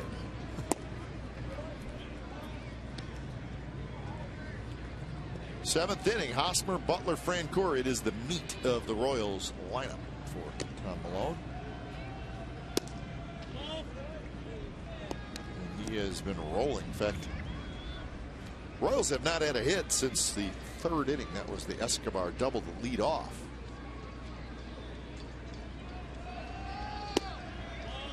Now 3-0. 3-0 count to Francoeur back in the 4th inning. Walked him, then picked him off.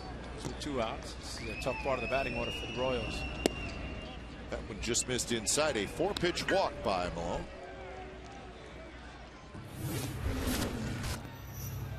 Yeah, defensively tonight, Josh Reddick, strong throw, getting Bourgeois at 3rd base in the 1st inning. Great tag. And then Eric Hosmer caught stealing at 3rd base. Great throw behind Francoeur. Francoeur gets on, and Tommy Malone picks him off with a great throw by Derek Barton. A kick in the face by Francoeur to Cliff Pennington, and Penny looked like he was okay, but the leg going in and hitting Cliff Pennington in the head or the side of the face. Ryan Cook is going to get loose. So here's Butler. Just a bit inside. Butler with a fly ball to center field in the 2nd and a ground out to 3rd in the 4th inning. Malone with 3 walks and no strikeouts so far in the game.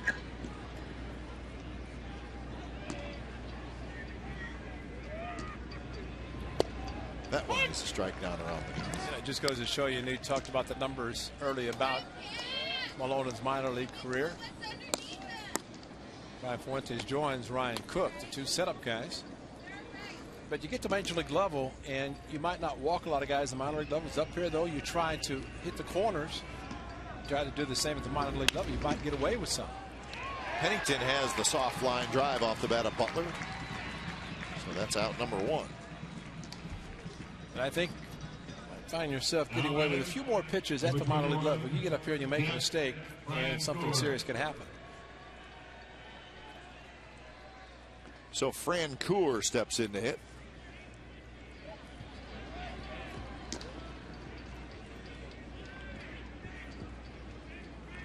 He's allowed just 3 hits to the Royals.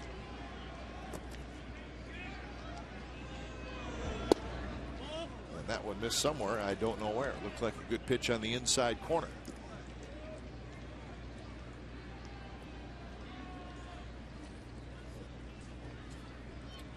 Only 1 inning tonight that he's thrown more than 13 through 14 pitches in the 5th inning. Otherwise, 13. 11, 10, 10, 11. So he's very economical with his pitches. Yeah, all the 11s and 13s.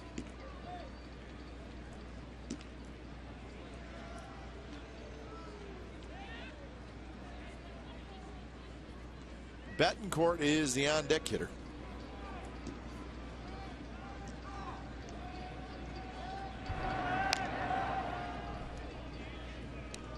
You never know with Hosper. We saw him try to steal third earlier in this game. He is a big guy, but he runs extremely well.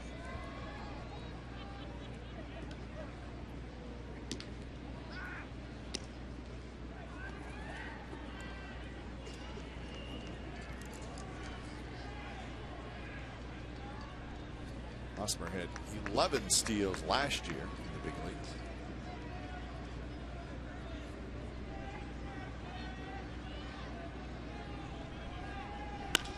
Francoeur. Reddick got a good jump. He's over there in the right center, and that's out number 2. So Malone, after the leadoff walk, has got the next 2 hitters. Now batting, number 11. Here comes Betancourt. Might be the most dangerous time of the night for Tommy Malone because of this one guy right here and the aggressiveness that he brings the plate every time, and the concern because he's had success against the A's. It's the 12th fly ball out, the one Francoeur hit. Jesus, swung the first pitch. And it was a ball. And if you put Miguel Olivo and Yuniesky Betancourt on the same team, back to back. Keep your pitch count down. Yeah, I mean, just hope when they make contact, it's at somebody. There's nothing wrong with being aggressive at the plate. And we've seen Miguel Olivo, and we're seeing Betancourt back with Kansas City.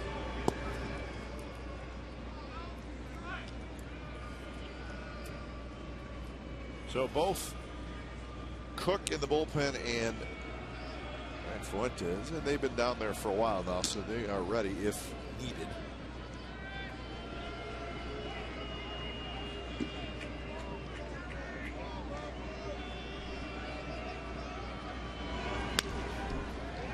Had a pretty good swing there, fouled it straight back.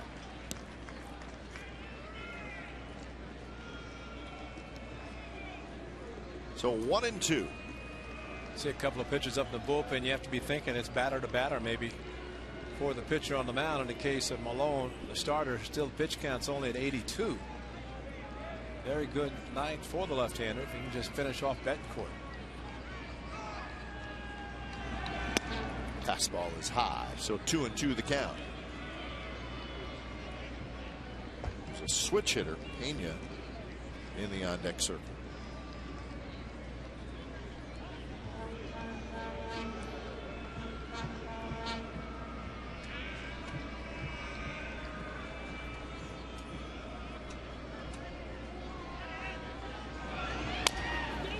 Broken bat, dribbled toward first. Barton picks it up. Steps on the bag. 7 shutout innings for Tom Malone. How about that? We're headed to the bottom of the 7th. 1-0 A's lead.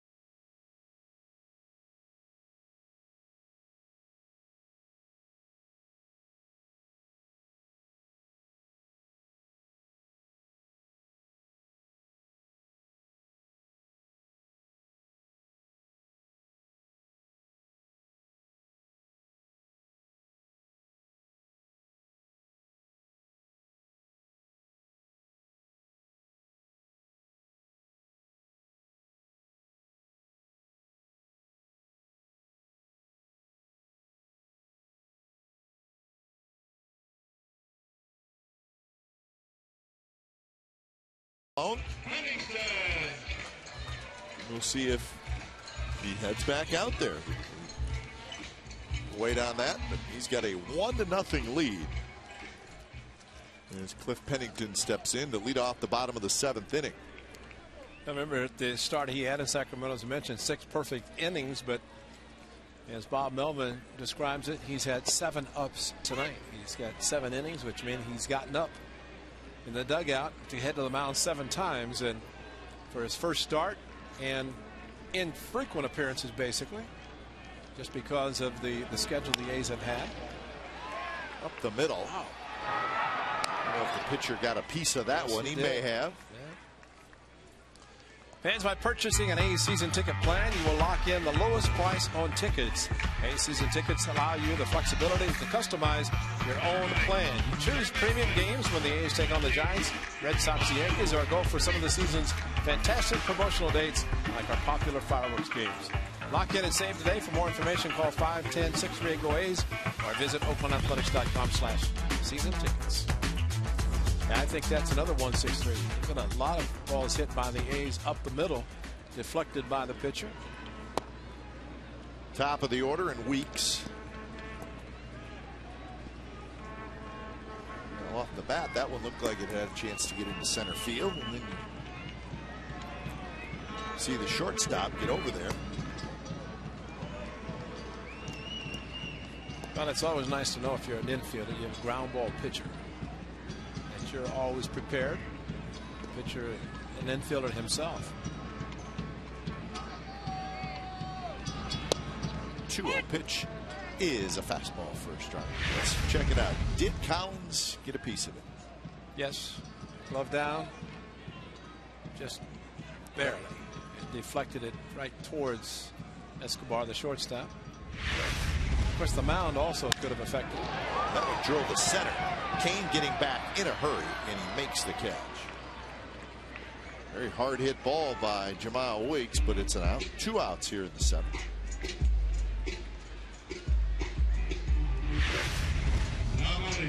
Maybe just a little bit towards the end of the bat, but it sounded great. Results were okay as far as the distance, but Kane could play some center field. As we mentioned earlier, playing shallow the way he does. He's wearing Willie Wilson's number 6. Right. That's right. So that's the speed that he brings to the yard. Maybe he requested it. They haven't retired it. No. 0 for 3 tonight for Coco Crisp. He's 4 for 20 to start the season. Takes a pitch on the inside corner for a strike. 1-1 count.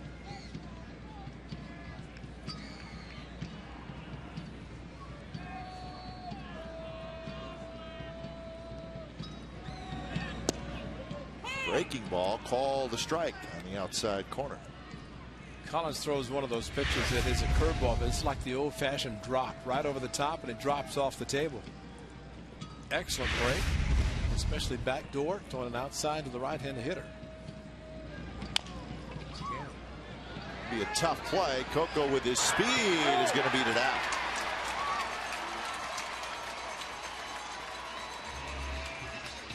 Looked like another breaking ball, and this time Coco just chopped at it, and he's got a hit. Not much of a play for Getz because of the speed of Coco Crisp, and he made the effort anyway, but watch the play on the other end by Hosmer. But Coco running very well down the line, gets it, and Hosmer knows that with the quick throw by Getz offline, watch him just reach out and keep the ball from getting past him and putting Coco in scoring position. So big first baseman doing a good job, but even more so for Coco Crisp to get an infield hit. Maybe he's going to try to steal it. He's leaning. Of course, he always leans a little bit when he gets to first.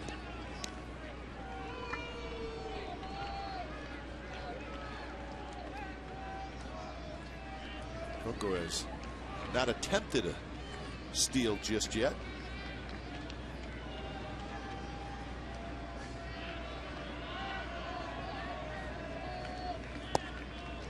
I always think that good base stealers like to force the pitcher to make a move, to throw to first base so he can read it.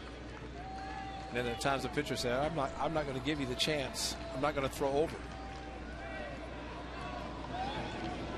Maharis. Yeah, Jose Maharis. Another pitch outside, 2-0.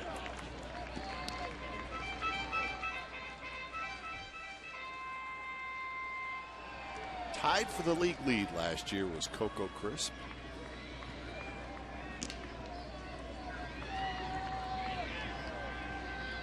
And we've said it many times, if you can get Coco to stays healthy and plays 140, 45 games, he will steal 50 bases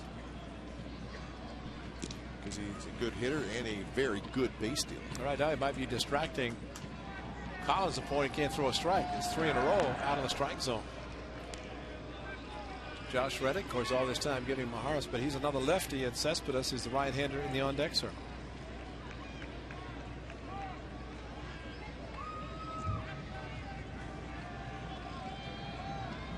3-0 to Reddick.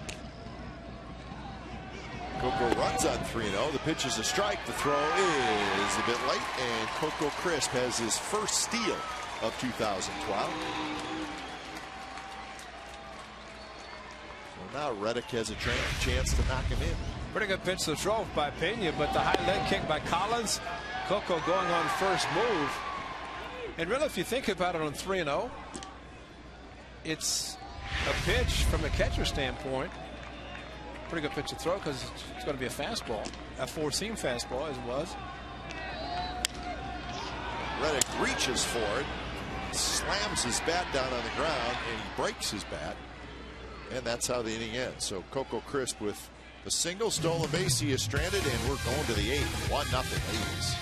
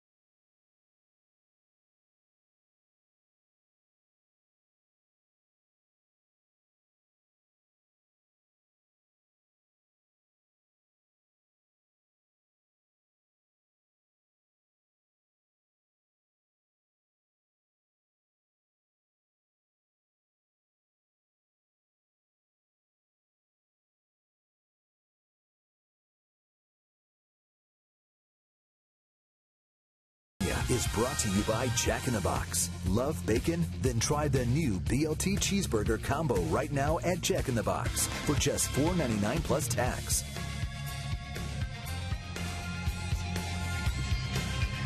Good ball game tonight. 1-0. A's leading the Royals. Tom Malone back out there for the 8th. His first pitch to Brian Pena is in for a strike. Just 85 pitches for Malone.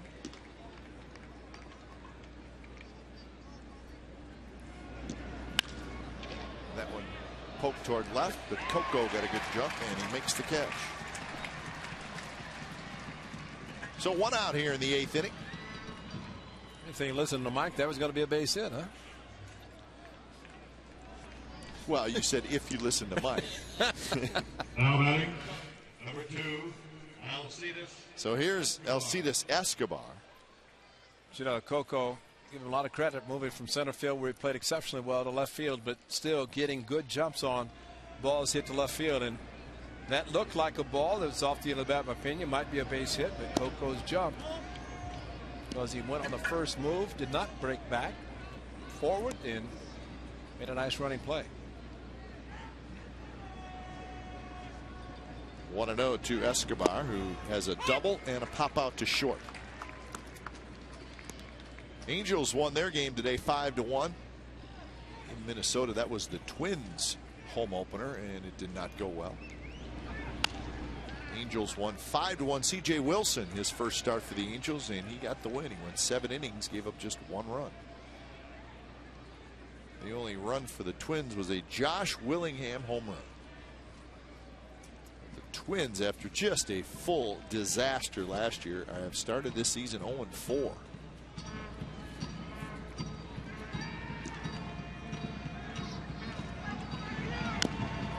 2-pitch dribble foul. There's 2 teams that have started 0-4. The Atlanta Braves lost again today. So the Braves and the Twins have started the season 0-4. On the opposite end, the Mets have started the season 4-0. Mets won again today.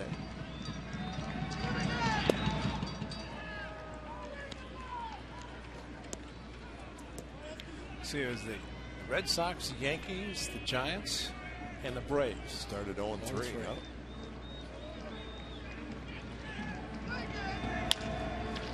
Grounded. Weeks charges. He's got it. 2 outs. When you're away from the Bay Area and can't watch the A's on Comcast Sportsnet, you can take your team with you with MLB.tv. Subscribe today to see every A's out-of-market game live online in HD quality. Features include choice of home and away broadcasts, multi-game viewing with the Mosaic View, and the ability to pause and rewind live games. Visit OaklandAthletics.com to order. MLB.tv, baseball everywhere. On the ground. Gets his retired. 3-up, 3-down inning for Tom Malone. He's going to get a standing ovation. Why not? 8 shutout innings. 1-0 as we go to the bottom of the 8th.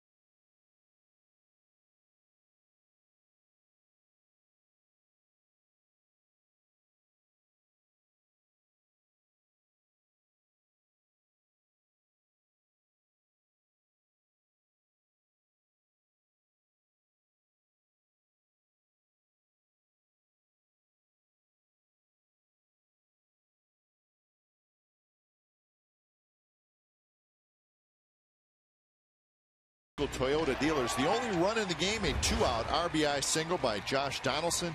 It scored Seth Smith. Tommy Malone has been terrific. 8 shutout innings, and we're going to give his defense some credit as well, as the A's have been getting guys on the bases all night long. So anytime there was a rally, his defense stepped up. So Malone's been sharp. The defense has been terrific, and that is why the A's have a 1-0 lead. So Malone, 93 pitches. Will he come out for the ninth? Balfour is starting to throw. Got a new pitcher for Kansas City Royals, another left-hander, Jose Maharas. There's Balfour. He just started throwing.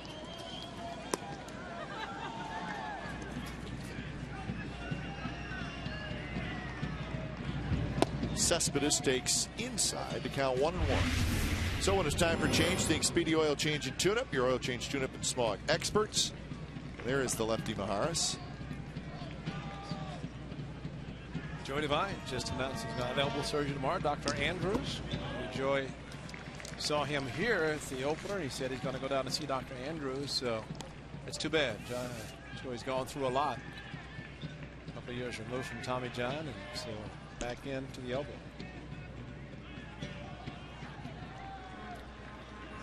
Meanwhile, the A's do know Jose Maharis from the Minnesota Twins. Seemed like he pitched every game against them. Just a bit outside the Cespedes. And the A's could help themselves tremendously by adding an insurance run or two. One in the ninth inning, back to the top of the batting order for the Royals. We'll see if Balfour's getting loose to come in, or he's just getting loose just in case. Pretty good pitch there by Maharis, right on the outside corner. And with the lefty on the mound, Johnny Gomes gets a bat, so it looks like he's going to hit for Seth Smith.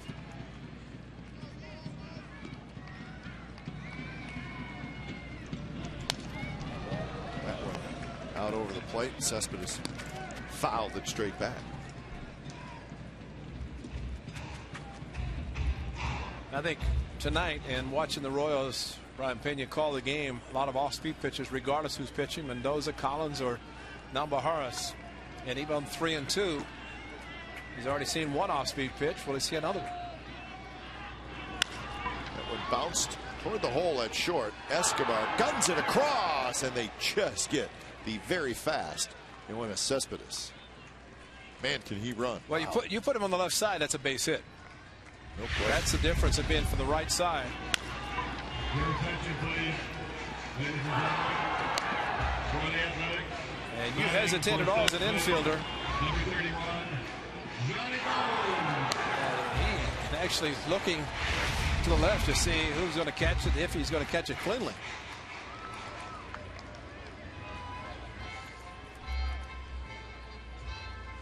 So another good night for Seth Smith. A hit and a walk, showing his ability. So kind of a platoon of the pinch or the designated hitters. The A's will see lefties tomorrow night and Wednesday afternoon.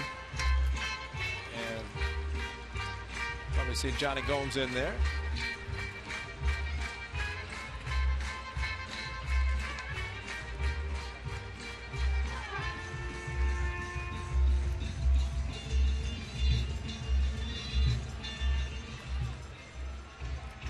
So the meeting at the mound is over. Maharis, the lefty, will face Gomes, the righty.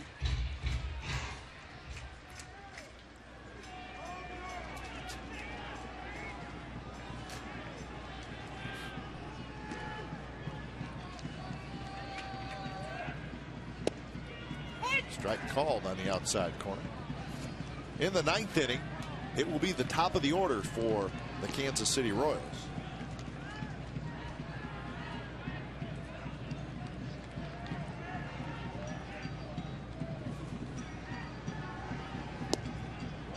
Slider, but just a bit low.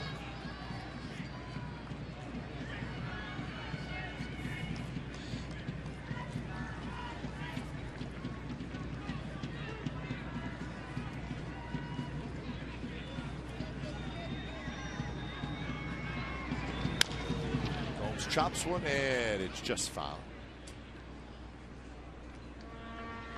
Johnny Gomes got a new shipment of shoes in today, and of course with the familiar 707 in the area code. Just wonder if his pant legs are so long you can't see it.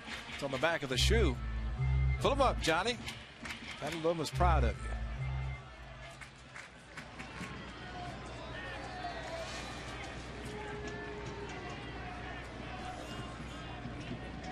you. You like those, don't you?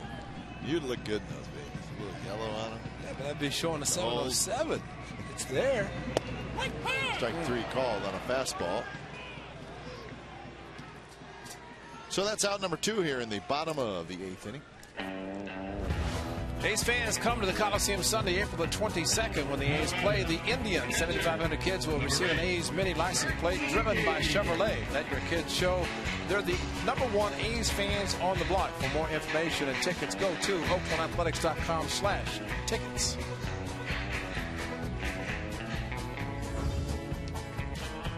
So Kurt Suzuki steps in with 2 outs here in the 8th.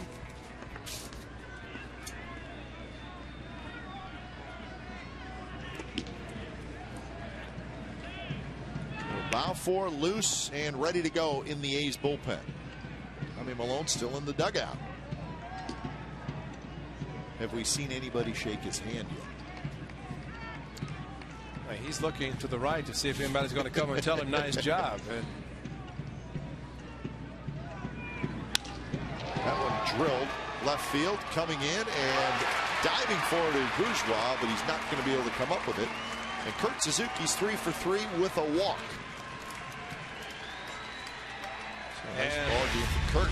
You know you're having a nice night when a ball like this drops in, because Bourgeois, like the center fielder, came playing shallow, good effort, but never really did have the ball. Did block it to keep Suzuki at first, but good effort, and Suzuki able to come up with the base hit. And a perfect night for him.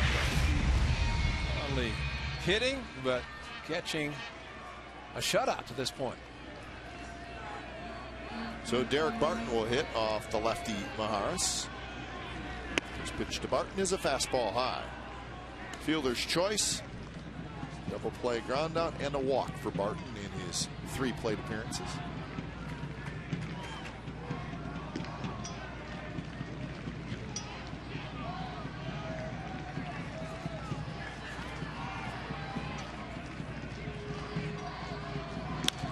Barton pops it up. Behind home plate, Pena coming back, and he's got just enough room. And he surprised himself, it looked like. But he made the catch, not a bad play. So, 9th inning coming up. Who's it going to be, Malone or Balfour?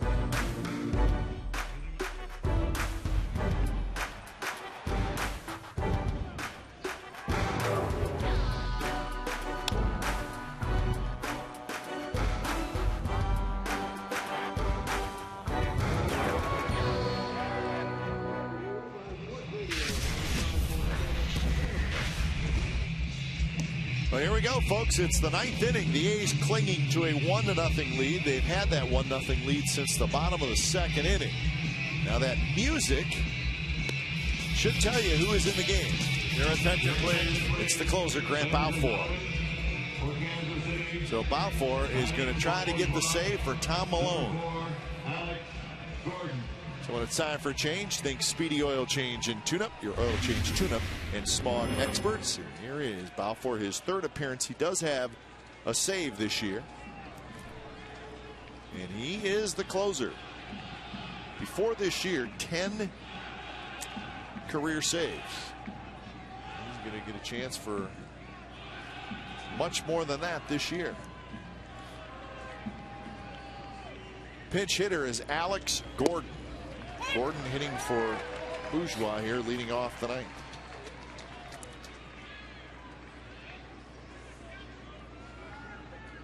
Slow start for Alex Gordon, 0 for 13. But really he has now become one of the better all-around players in the American League. Gold Glove he'll receive on Friday when the Royals return to Kauffman Stadium for their home opener. Third baseman turned left fielder, 20 assists last year.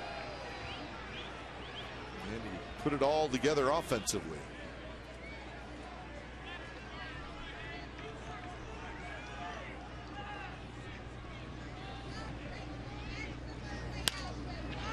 Up foul territory. Donaldson over and just Lorenzo Cain will be next, and then Eric Hosmer. Looks like there is a pinch hitter out there for Cain. Mitch Meyer. And there is Meyer. And then Hosmer will hit third in this inning.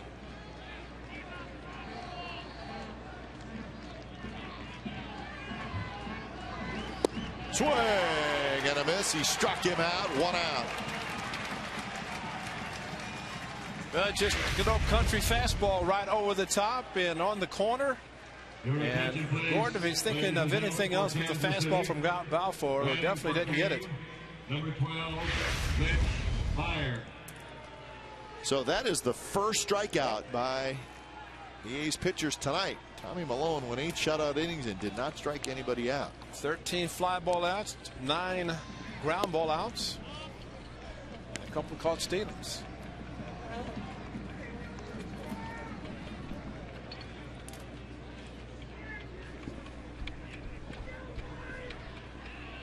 One and 0 to Meyer. Strike on the outside corner, 1-1.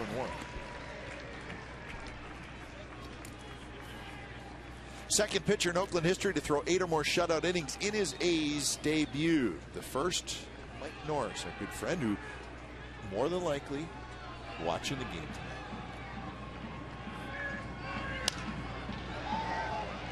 Little flare. Donaldson on the run, and he slides into the tarp, goes into the tarp hard, and he's going to be okay as he bounces back up. 1-2 the count. Josh knows the foul territory here at the Coliseum is quite large, and he knows also the tarp is there, and it's that tarp. We'll hope it stays there tomorrow. Oh man, ain't that the truth? Bad weather is predicted for the next couple days. Hey, but seats available. See you at it tomorrow night. Very close. Called the ball by James Hoy. 2-2.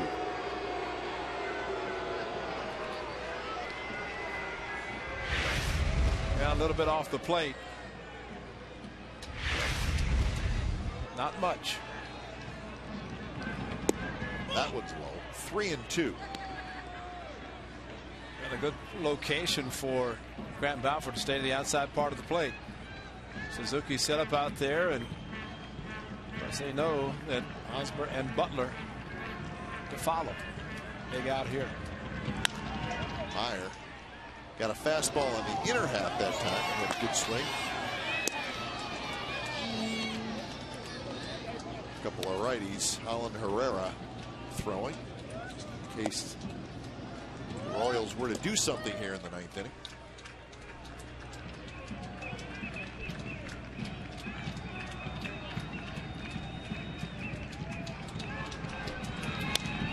Popped up, and this one again is going to reach the seats.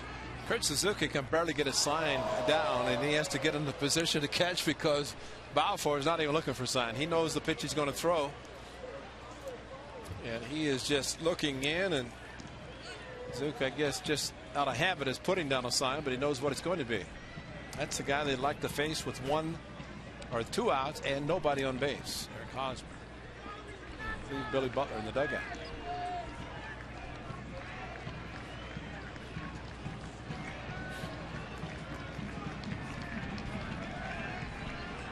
Another 3-2 from Balfour to Mitch Meyer.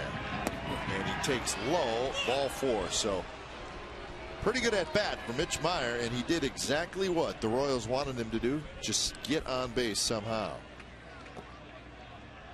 Now batting, number 35, Eric Hosmer. So here's Hosmer. After Hosmer, it's Butler.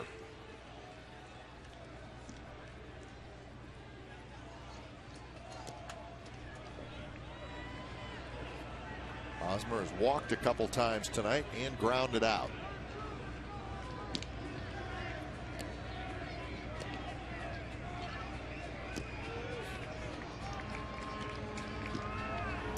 Fastball outside. So this is that point in the game, Ray, you talk about it all the time, about if a home run can really hurt you, then you keep the ball away. Yeah. And you see that a lot in the 9th inning. But this is a guy who can go the other way. So you really have to be careful with your pitches wherever you place them. And we've also seen where a pitcher tries to overthrow a ball and you look for the outside and it goes to the inside part of the plate. San Francisco last year won Ran Balfour. I think it was our good friend Mr. Sherholtz who pulled the one into the right field bleachers. A mistake because he didn't want it in there, but that's where it ended up. So he's aggressive, and again, Kurt Suzuki set up outside. And again, it's outside off the plate. 2-0 to Hosmer.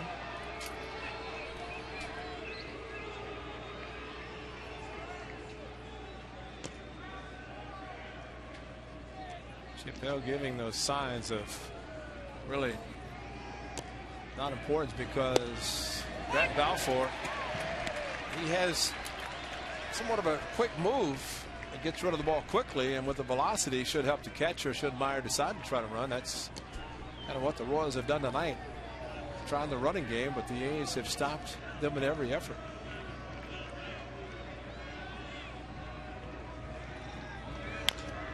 Slowly hit. Barton charges, and he'll get the out at first. So Balfour gets the very tough Hosmer. It does move the runner up to get the tying run in scoring position. 2 outs for Billy Butler. Now batting, A dangerous man, there's no doubt, in Billy Butler, because as powerful as he is, I mean, Malone's hoping to find a way to get him out, which he did 3 times. Fly ball to center, ground out to third, and a line drive to short, or somewhat of a line drive. Always a dangerous hitter.